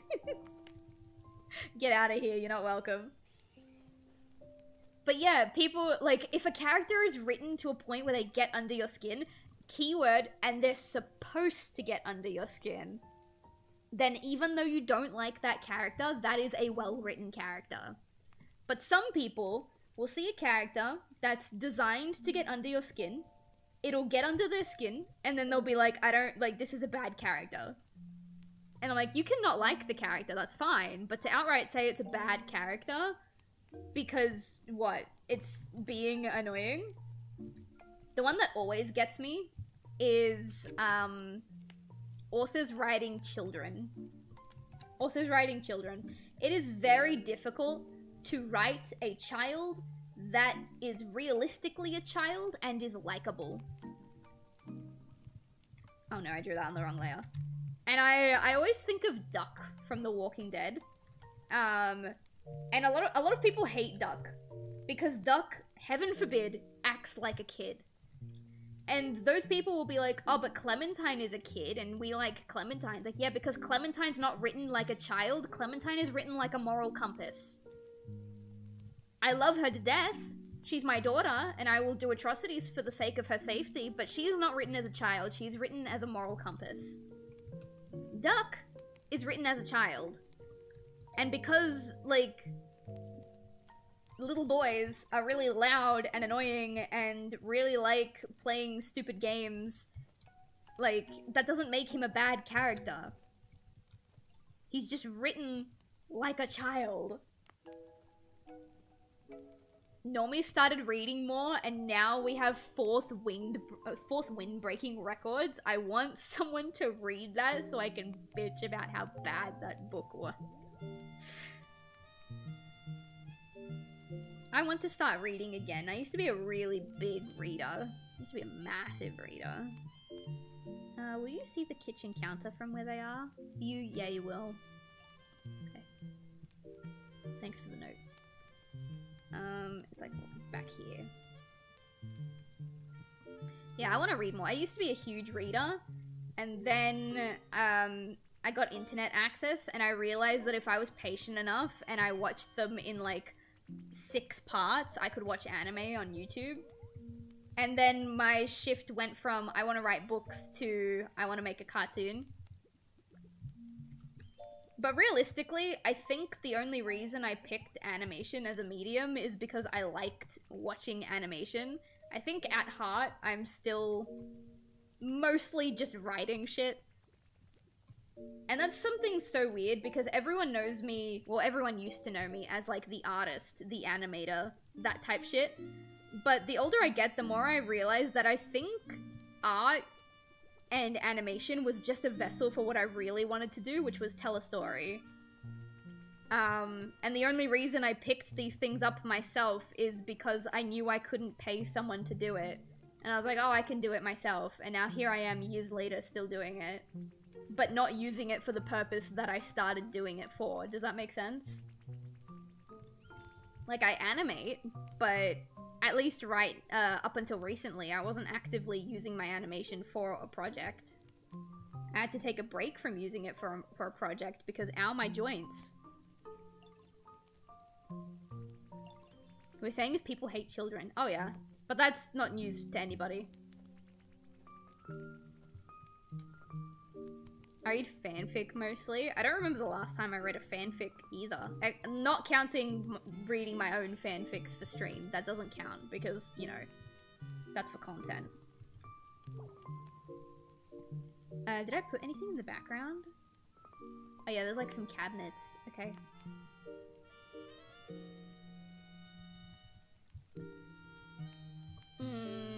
Those cabinets looked kind of low. You think the cabinets on the back would be like a second counter? You think there'd be another counter back here? Like a U-shaped counter? Maybe. I don't have like a... this room isn't part of the Bible, the little tech Bible that I made for Forget-Me-Not, so I every time I draw this room, I'm just winging it.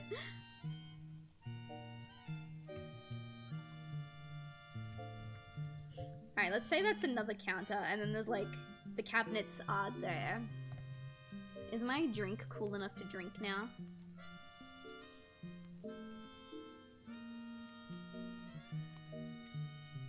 No, it's still too hot. Fine, I'll have more water.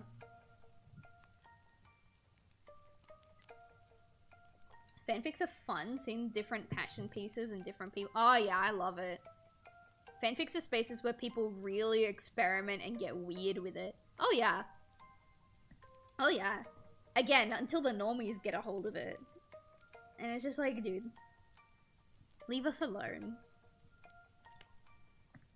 Alright, I'm gonna open the style guide that I made like 3 years ago. Or the overlay guide, sorry, that I made like 3 years ago. Not even, maybe like 4 years ago. And I'm really quickly gonna pee. So, I know I've like only had a couple of sips of water this stream, but I had soup before we started, so I really need to pee. Give me, what, like max 5 minutes?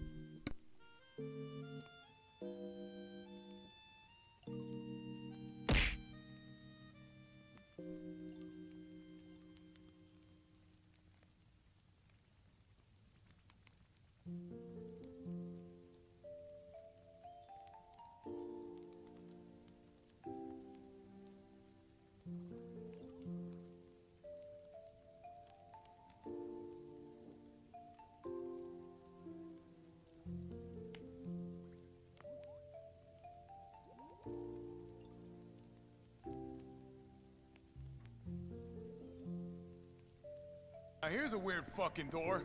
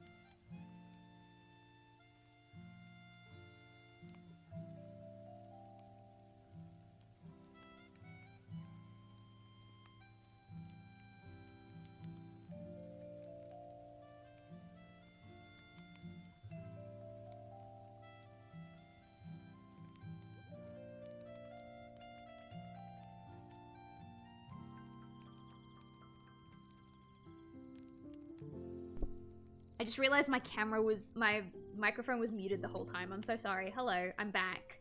I just put my hood on and tied my hair back up because it's like falling in my face and I don't like it. I need to get a haircut. But I was just reading Rogue's comment and like, yeah. It's not like I don't like drawing art. Like, I wouldn't have stuck with it for the past 16 years if I didn't like it, you know? But I think it's less about the fact that I like it and more to do with the fact that artwork is the easiest way to, like, tell the stories that I want to tell without getting another person involved in a medium that I think people will still like. That's the key thing. Because obviously people are starting to get back into reading now, but reading is still not a super big thing. And I know that sounds kind of weird because I'm like, well, Sylv, you're drawing a graphic novel, you know? Like, like people aren't gonna read it, but like Webtoon is huge. Webtoon's super popular. This is just the medium I've chosen for now. And actually, I don't know if I should say this. Actually, I'm not gonna say it because I don't want to put unnecessary pressure on myself, but there is an actually there. I will reveal when the time is right.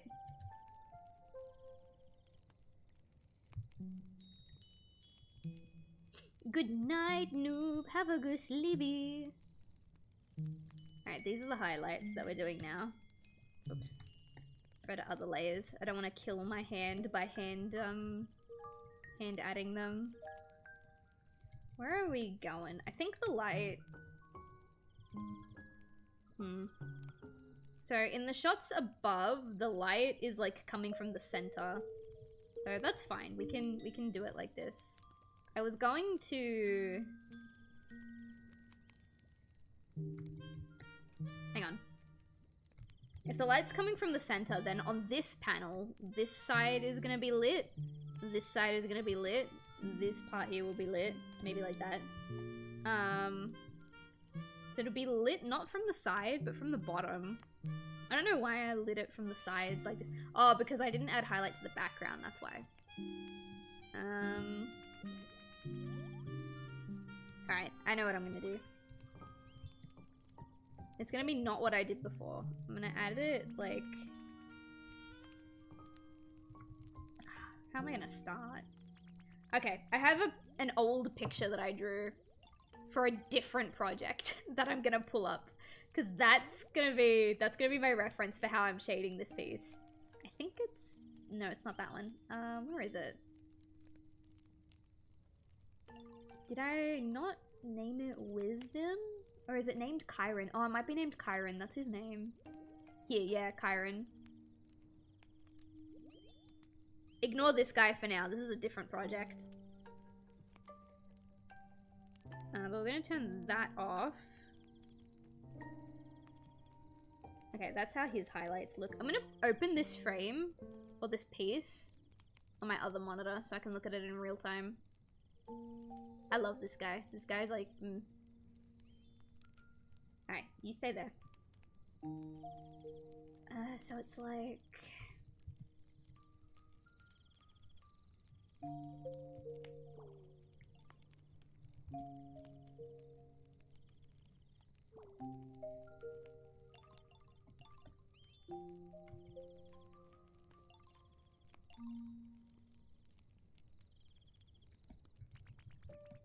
Okay, I think that's the right track.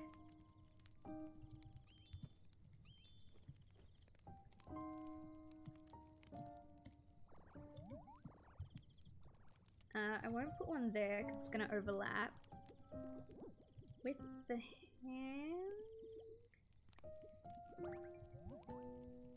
It's gonna be like...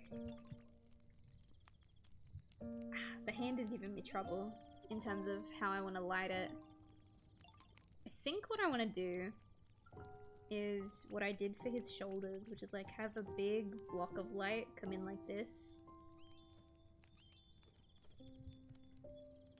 Maybe that whole finger is like lit.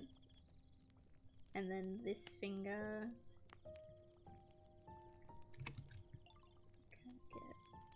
that. And then same with this one. Wait. The lighting for this one might be... Maybe I'm getting too ambitious with how this is going to look, but I really want the light coming in from the front.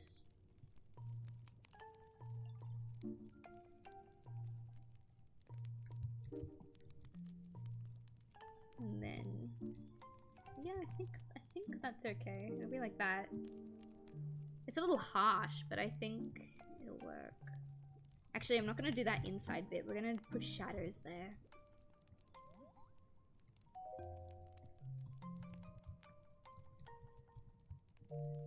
I also realized you probably wouldn't see her eyebrow. Oops. Like this. Oop. Full of oopsies. There you go.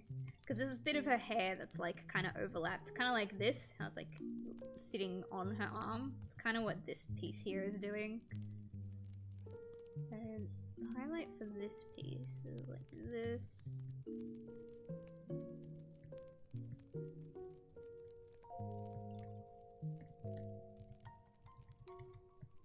Maybe a little more space because I want to be able to add shadows in the corners.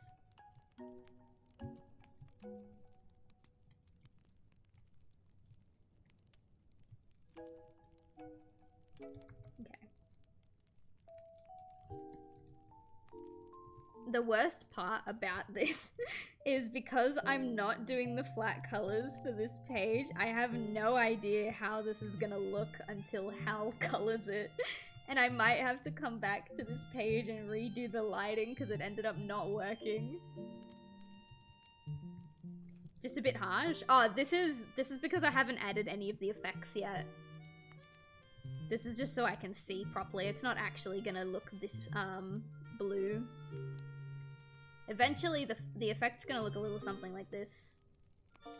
Maybe I should update these. I've been using these for a while, and like, I don't shade like this anymore, so I'm just trying to remember if it looks right.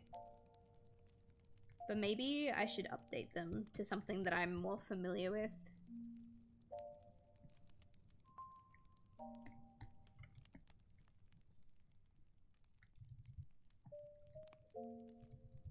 Over here we could probably do like a...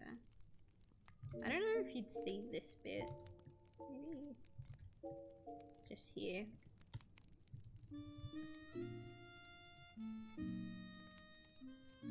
This bit up here is gonna give me a problem.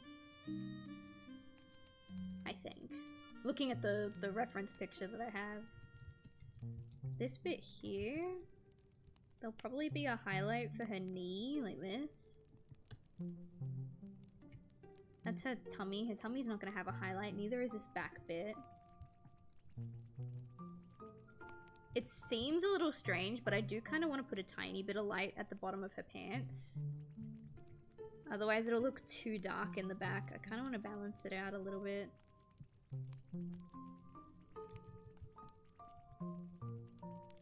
And the same with her socks. I just want to add like a little...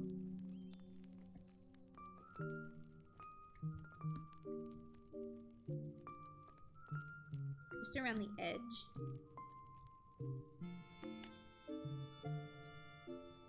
Tiny, tiny, tiny, tiny. There you go.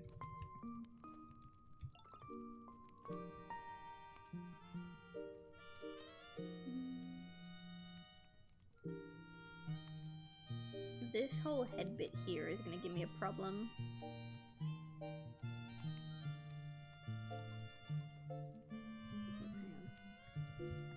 Trying to decide, because I think it would make sense if there's like a thing of light here, but it just kind of fades into nothingness, and I don't think I like that. Like this. It could be nice.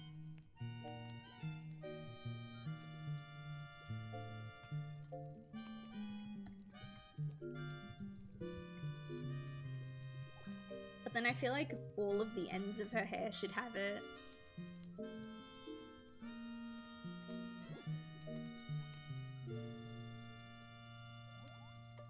Okay, no. I think I'm going overboard at this point. I think that's fine.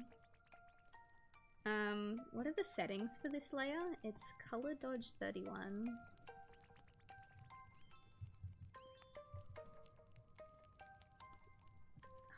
Okay, I'm gonna do the second layer like this because then I can at least still see the blue. Actually, wait, is color dodge... Okay, good. Yep. Just gotta make sure the percentages are correct.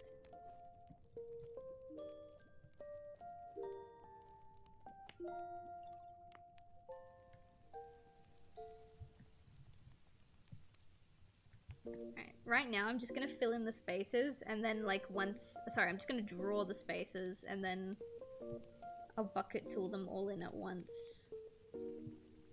Easier that way, I think.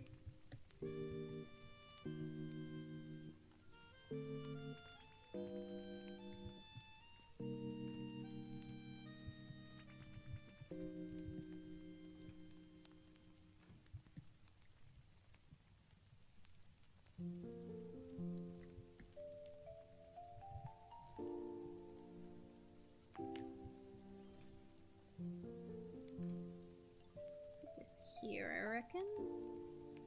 Have that come in.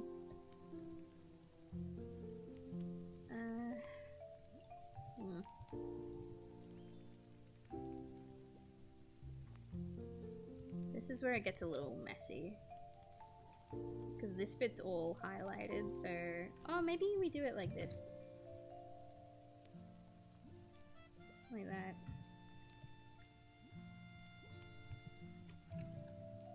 Maybe we can airbrush that and make it look cleaner when time comes.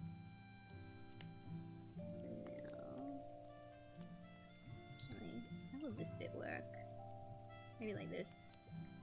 Ooh, actually wait, yeah. Bring this in.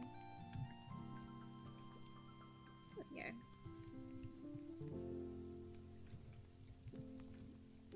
I'm kind of tempted to flat color this page, even though, like, that was Hal's job, just to make sure this works. But I should also just kind of have faith. It's fine.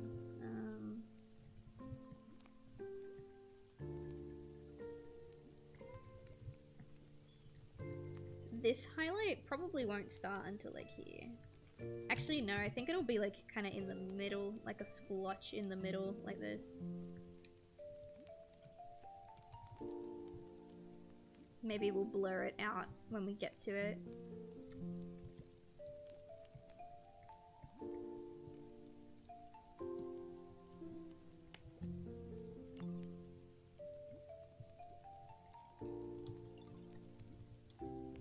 The sock ones, I'm not going to overlap the sock ones. You know, I think this shape needs to be redone. Maybe like on the thigh type. No. Maybe I want this to curve in like this, maybe.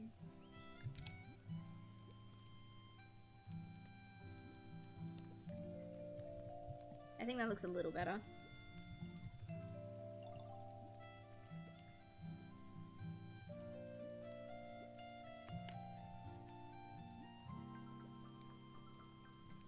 Alright, I think that's all the bits that needed the extra highlight.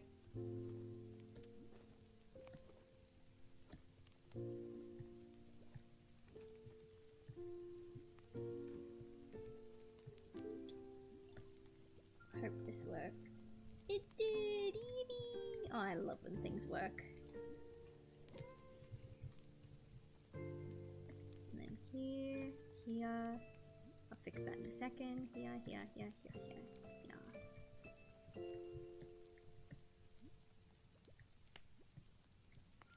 Alright, perfect. And then I think it's just up here.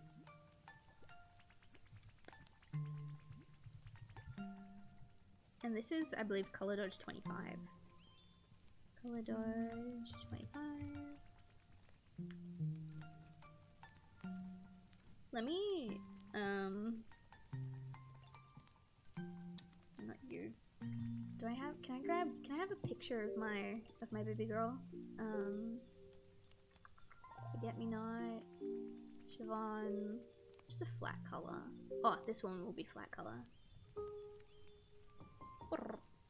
Oh, didn't mean to turn off your line art, baby. Where are you? Yeah.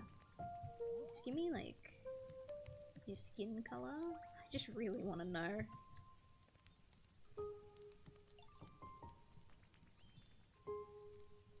Just put that there. Okay. It looks a little too blue, but maybe when we add everything else, it'll tie in. I'll try it again once the shadows and the overlay is on.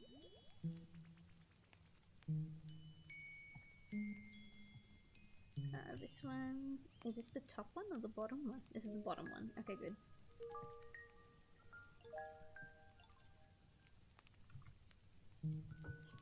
Alright, now for shadows, we're gonna do in there. In there. Well, sorry, not in there. Out there, like this.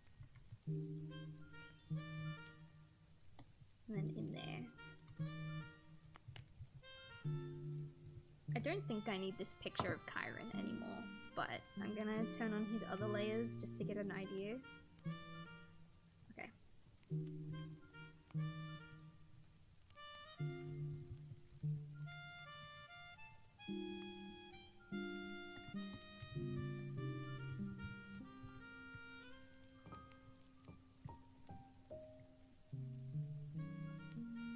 That doesn't work, because I want this bit to be shaded, but I also want this inner bit to be shaded, so maybe if we go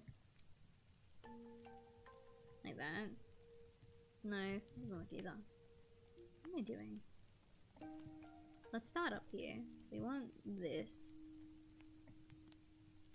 that, but I also want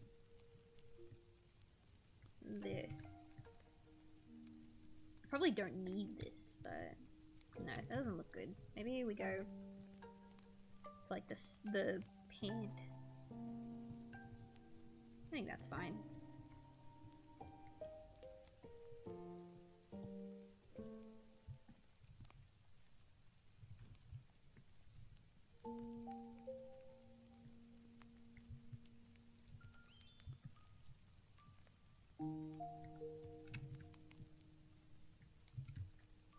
So where did I delete that? I think that's fine. There we go.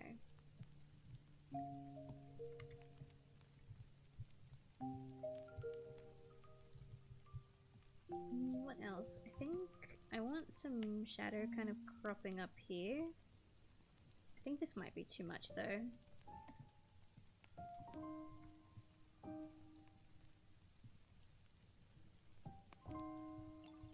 We'll see how I feel about that one later. Maybe we get rid of that one.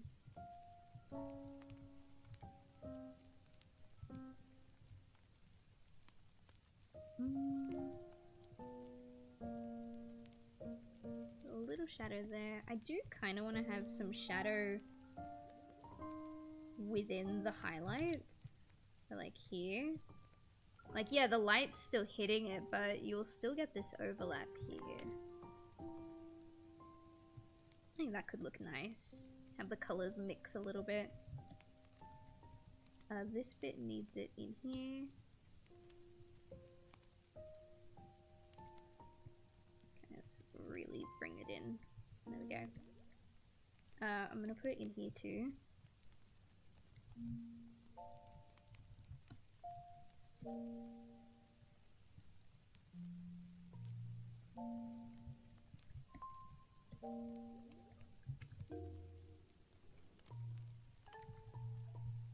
Okay, oh, it's definitely gonna cover her face, because her hair will be catching all of the light, and her face is kind of buried, so... like that. Maybe even more, honestly, but we'll see.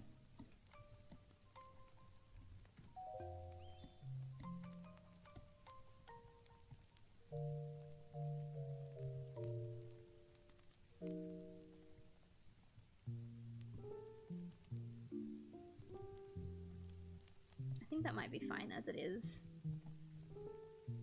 We're gonna put some shadow in here. Also, just throughout this whole thing.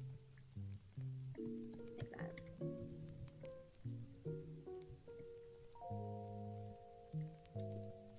It looks like the shadows on Chiron don't come from the back. They kind of come from the outline. I don't think anything I just said made sense.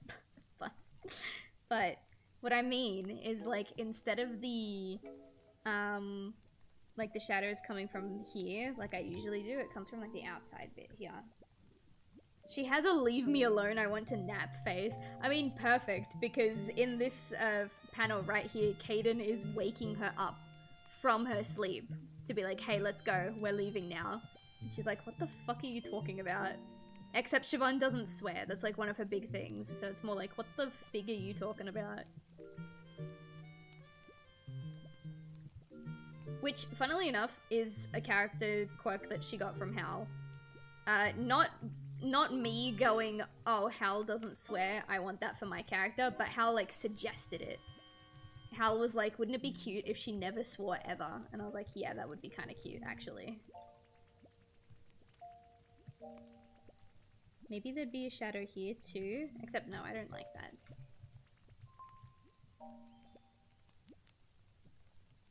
Alright, this is... Oops. This is multiply 30? I keep opening the wrong one. Yeah, multiply 30.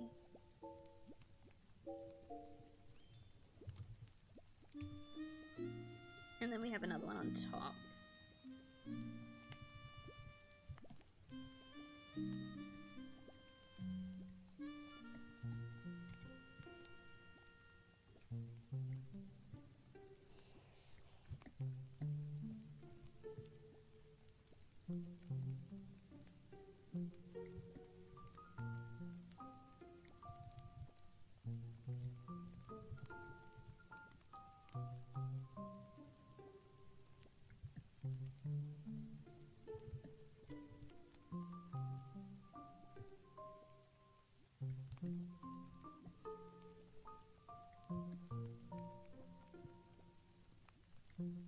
We'll keep a slither of the original shadow in there. Okay.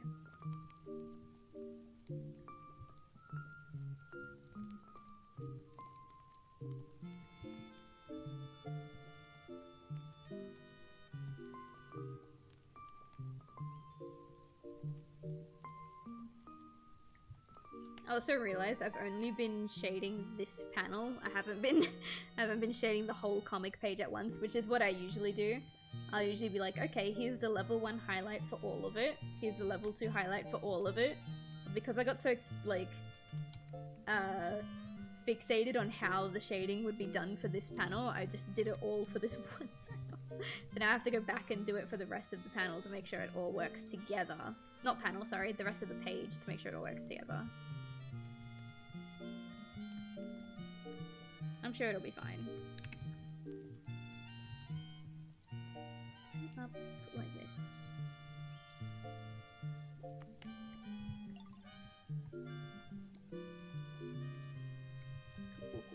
Cool.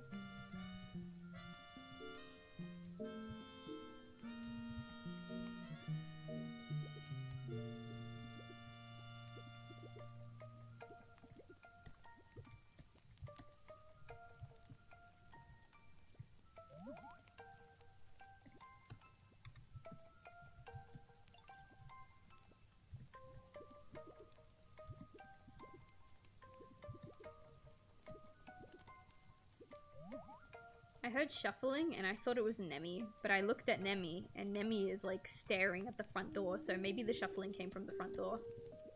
What do you think, baby? Aren't you just the most precious Bombolini?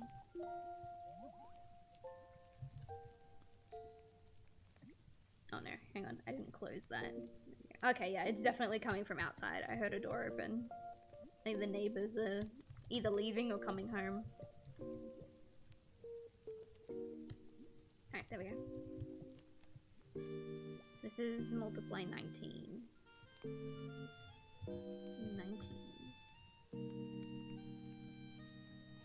So if I... Oh, I think I accidentally deleted the sketch layer. That's fine, I didn't need it anymore.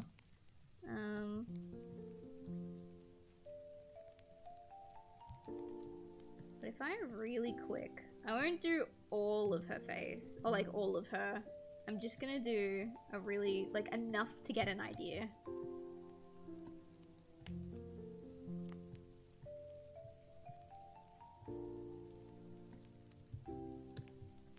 Oh, this picture doesn't have her pants in it. I do kind of need her pant color to make sure this works.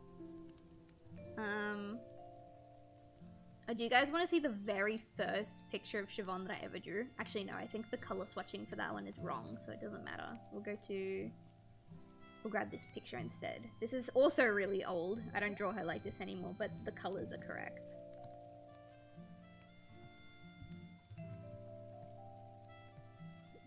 Her socks will be like white. Alright, I think that's enough to get the idea. Oh, and her eye. That's enough to get the idea. And then over top this whole thing, we do multiply 37. We turn all this off.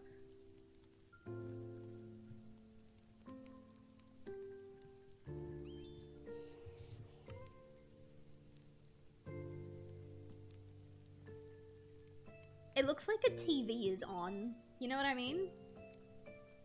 Hang on, I'll put this above the line art as well. It looks like there's a TV on. Which is cool, but not the effect I'm looking for. Let's go with maybe... Can we change from color dodge to overlay?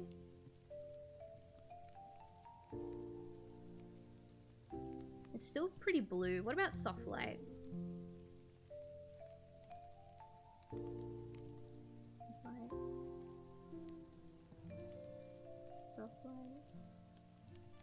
Nah, it still comes out blue. I think I maybe need to just... this is back to color dodge. Maybe we just need to turn it down a little bit.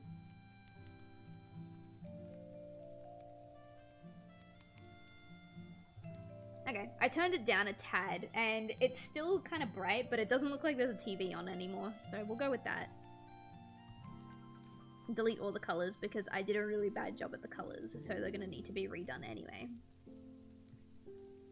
I'll grab this.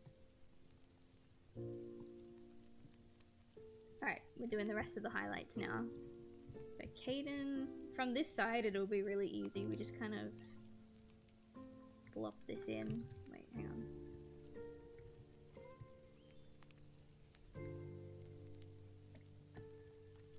Wait, why did you do that? Why are you being meanie bomini? Is it because the color is too bright? Too light? That's exactly what it is. Okay, well screw you, I guess. I've gotta hand color this now.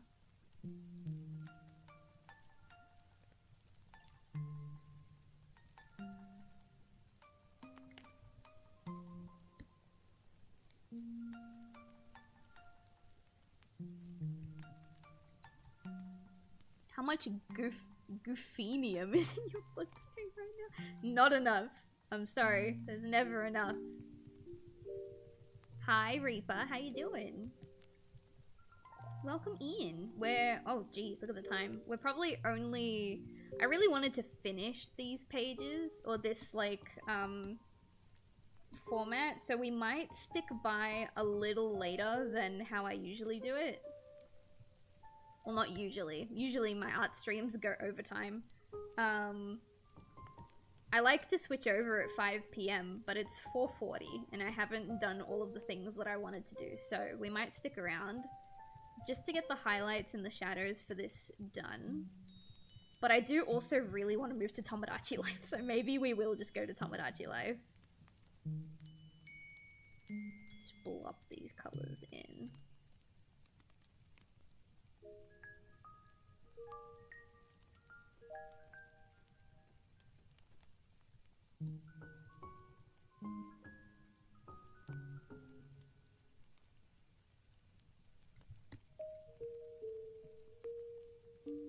I'm also getting hungry, even though, like, I ate.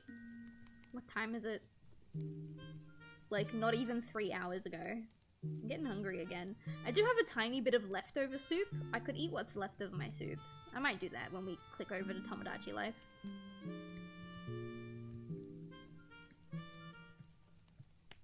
Alright, this is gonna be interesting. I'm gonna write down color dodge 20.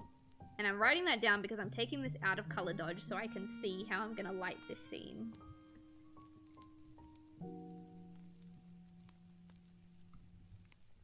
So I want the same idea. The light is coming from the front. So with that in mind, I think doing a frontal highlight for this pose is way easier than the one we just did.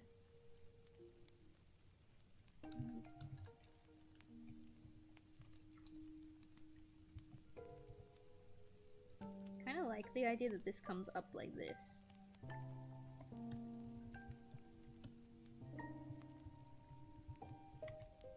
There'd be a tiny bit of space for shadow, like here, but then the rest of this would be, actually this would probably come through like this. There, and then like there'd be a little bit of room for shadows there, but the rest of this would be highlighted.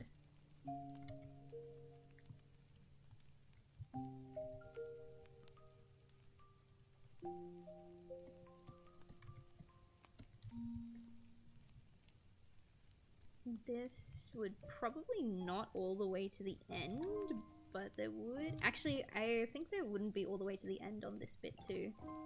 You might have...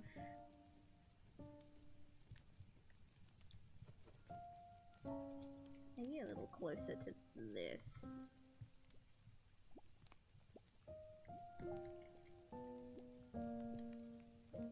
But then we can put the shadows on the top of this highlight bit.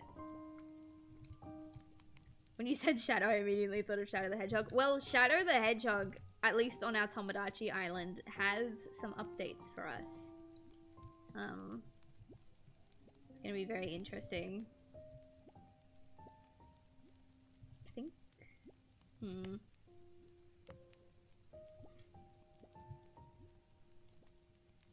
Yeah, I like that. Maybe we'll do this as well. She got a mighty fine ass, but like, it won't be catching that much.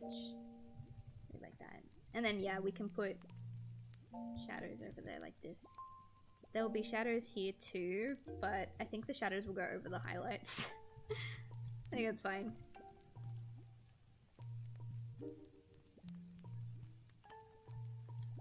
Okay. Updates? Oh yeah.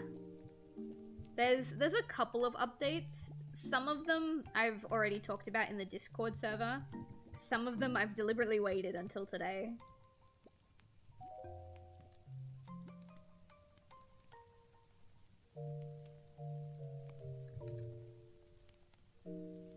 Like that. And then...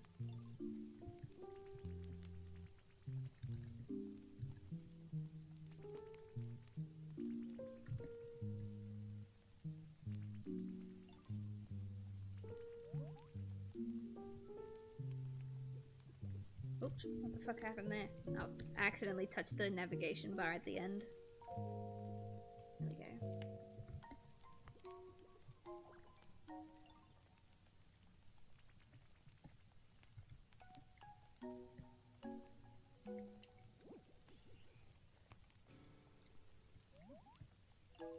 Actually, Rogue, I think you in particular will have something to say about the Shadow the Hedgehog updates. I'm not actually no, I will highlight this, but I'm planning to put shadows in there.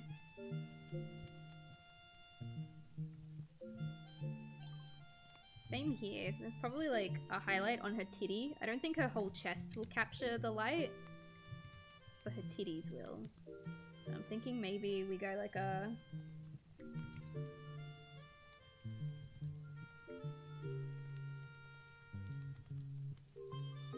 We'll switch over once I map out how this is gonna look.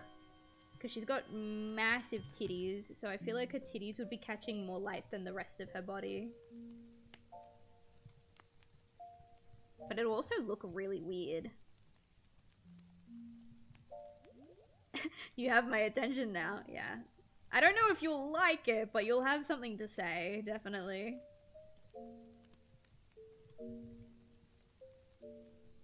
Yeah, I don't like this. This is gonna look really weird. She's gonna have like a uniboob. We'll see.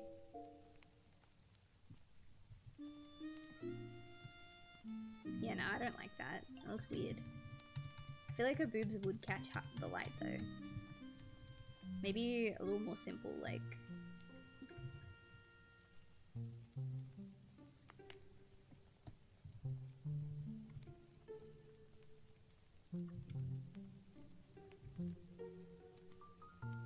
her underbooba. Maybe. I might fix it later. I do think... Oh, you know what? Her whole body will have the highlights. The extra highlight will just pick up on the boob. Alright, I'm gonna come back to her torso. It shouldn't be that hard. But boobs... Boobs, am I right?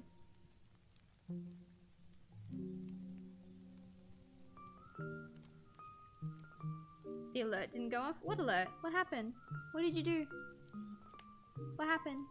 I didn't see anything. Did they break again? I fixed them at the start of the stream. Did they break again? What happened? What did you do?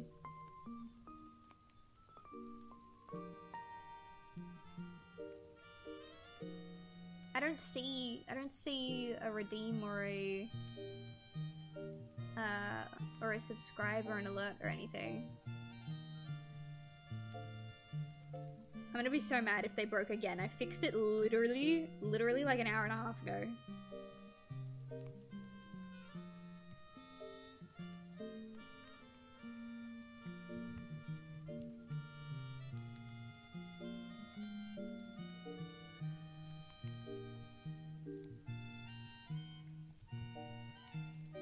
Quick, someone gift a sub to test. It's true.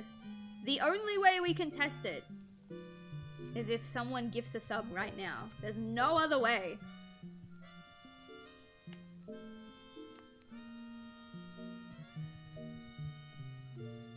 Welcome back, Kyra. Hello. God, this woman's tummy. I'm so sorry. I'm so sorry. I just really like Siobhan's tummy, okay? It's just so nice. I'm gonna add this. I don't think there'll be shading underneath her crop.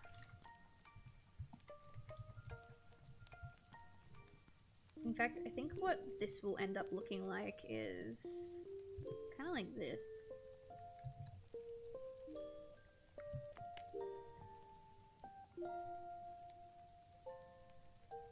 Chowi's the best. Oh, I'm with you there. I like a big boy. I like a big girl. They don't even have to be huge. They just have to be soft. You know what I mean?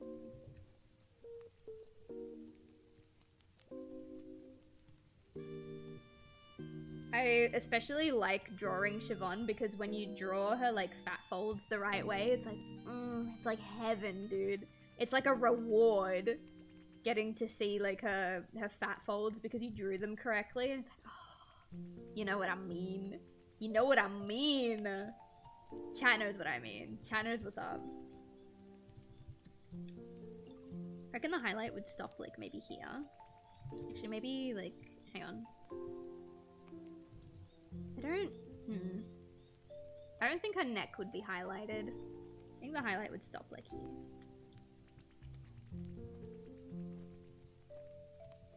And then it would go like this.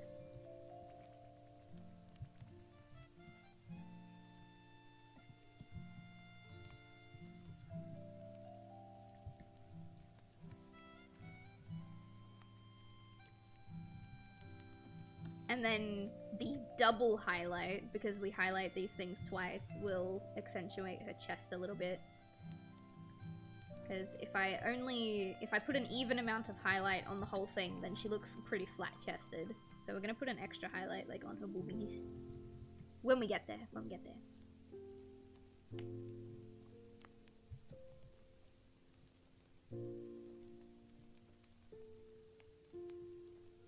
Patience, children.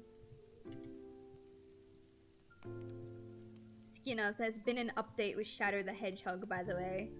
Once I map out how the highlights are gonna look, I wanted to finish this page, but I also really want to move to Tomodachi Life. So once I finish mapping out what the highlights look like for this final panel, we will move to Tomodachi Life. There's been some updates with Mr. the Hedgehog.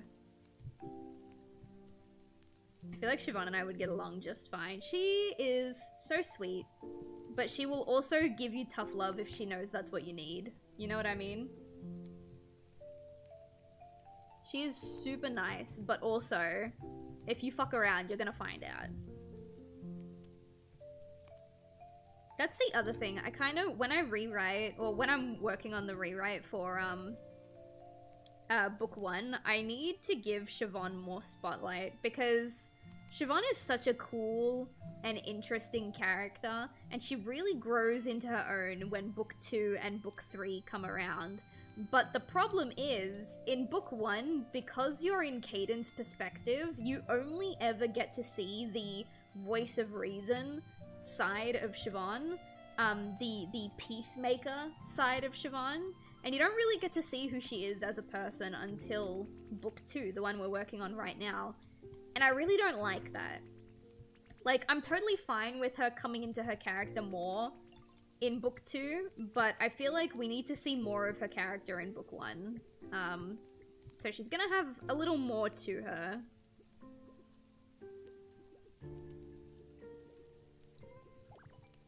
But yeah, she's super chill. I like her a lot. I would say that, like, when I wrote Forget Me Not, like, Caden is a lot of who I was when I was, like, between the ages of, like, 15 and 16. I was not a good person. I was very much, like, kind of a dick, like Caden is. Siobhan is the kind of person that I was when I wrote Forget Me Not. And completely on accident, Cry, who is a character that shows up in book 2, I would say is more like who I am now. Which is really funny because I wrote her years ago, and I just kind of like accidentally grew into that type of person after I wrote her, and I'm like, well damn, that's kind of interesting.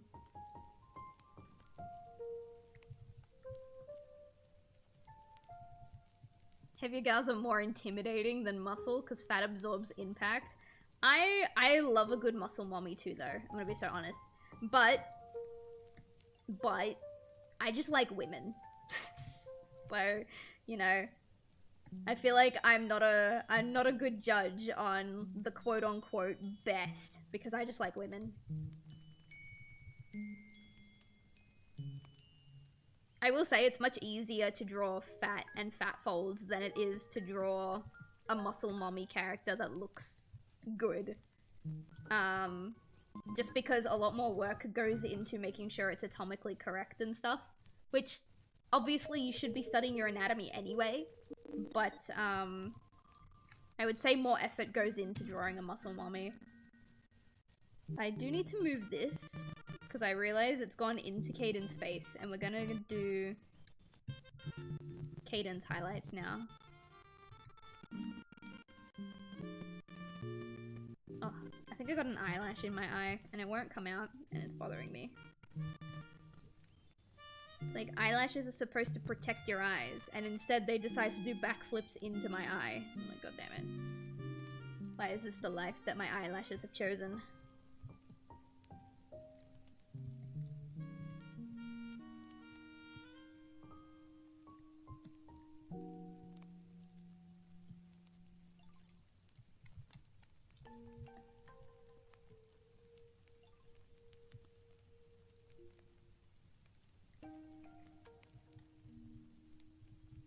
Okay, I think it looks really harsh because it's in bright blue, but once I add all the effects, it won't look that bad.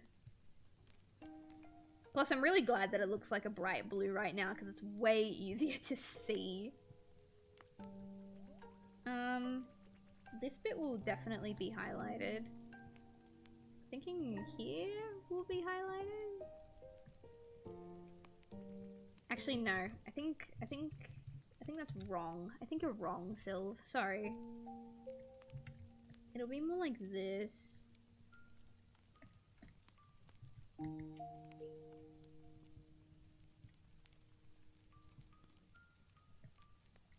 More like that.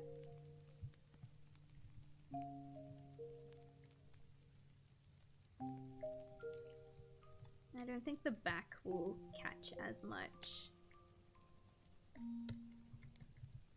It might catch like on the top.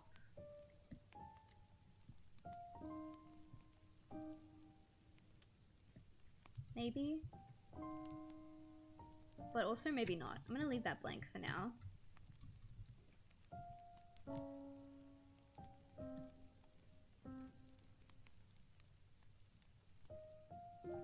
You know, I know why I'm hungry, even though I ate, like, not even 3 hours ago. Almost 3 hours ago. It's because I haven't had my tea, and my tea is a hunger suppressant. And it might finally be cool enough to drink now.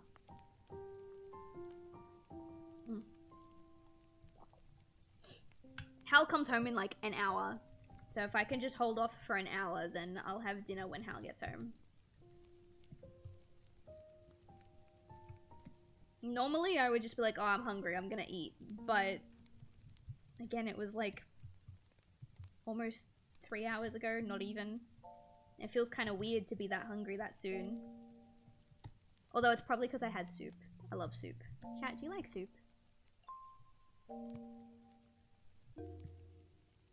I love me a good soup.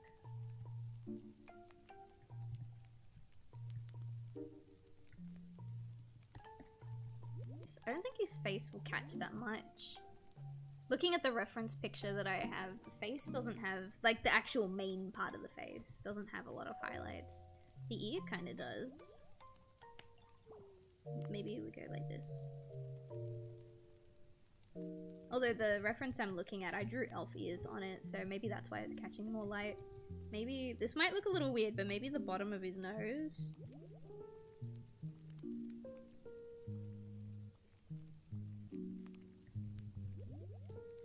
I might get rid of that, but we'll see how it go. Maybe it's too big.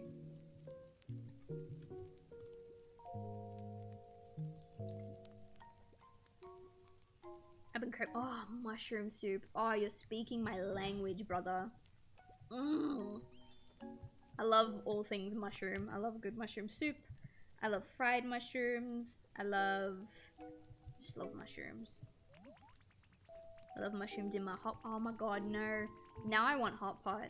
Because I said I love mushrooms in my hot pot, and I'm like, oh. Hal and I are gonna go to Yumcha for his birthday. I don't know, I don't think I'm gonna post the pictures on his birthday. I'm not sure. Because he's fine with people knowing his birthday is in like late June, but I don't think he wants people to know the exact date. But I'll take some pictures of like all the food that I bought him and like all the like the Yumcha that we're gonna go to.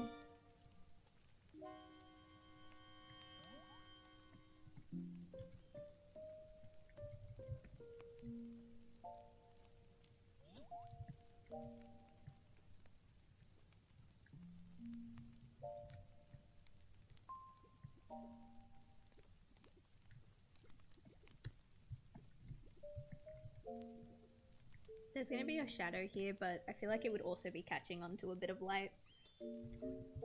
As for this bit, I honestly think maybe we just a patch. I don't think it's like connected to anything. I don't think his shirt will catch any light.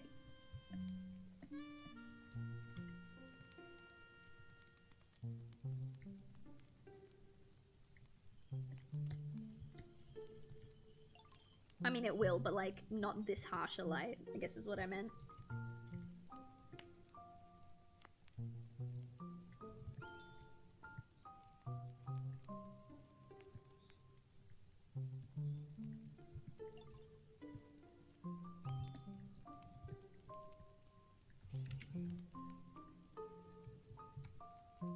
realizing that this light might make it look like their front door is open. And maybe it is. Maybe Caden already opened the door to leave, and then he decided after, like, oh no, I should grab Siobhan. That is something Caden would do. Not pre-apocalypse. Pre-apocalypse, he would have accounted for everybody, but post-apocalypse, yeah, I think he would just be looking out for himself.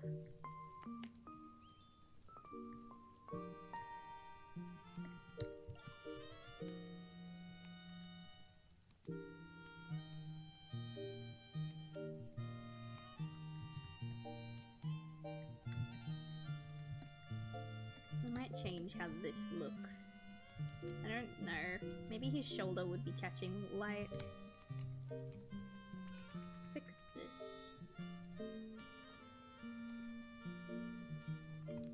Maybe we put like a shoulder highlight here that creeps down into this.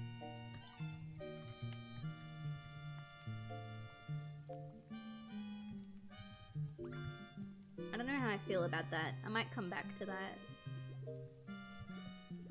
But his legs will be catching a bit.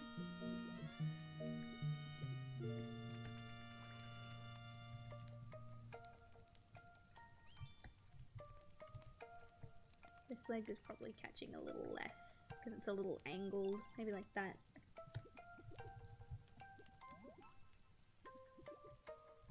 Alright, now I can get rid of this. It's color dodge 20, everybody.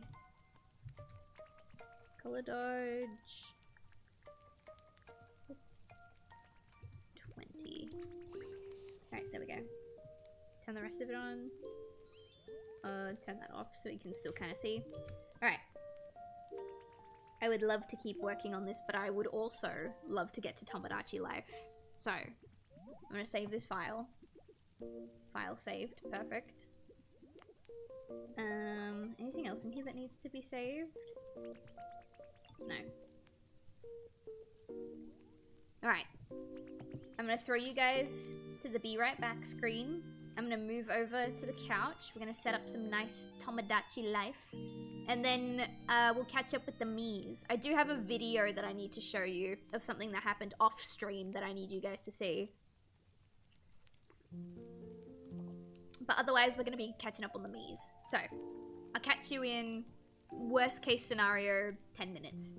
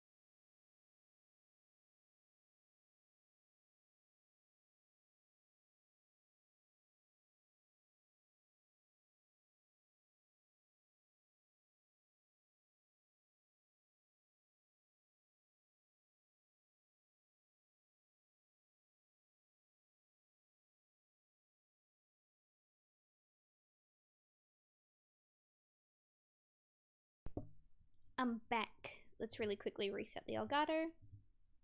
Perfect. I don't know why the Elgato works so smoothly for me, but it gives Hal so many fucking problems. Let's see. What should we call it?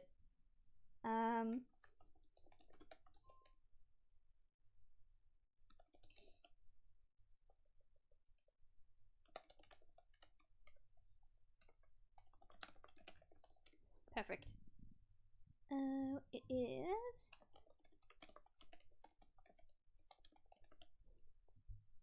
Tomodachi Life. Not enough sacrifices to the machine god. Okay, no. We're not sacrificing anybody. Let me quickly end the stream on YouTube's end so that I can rename and reset everything.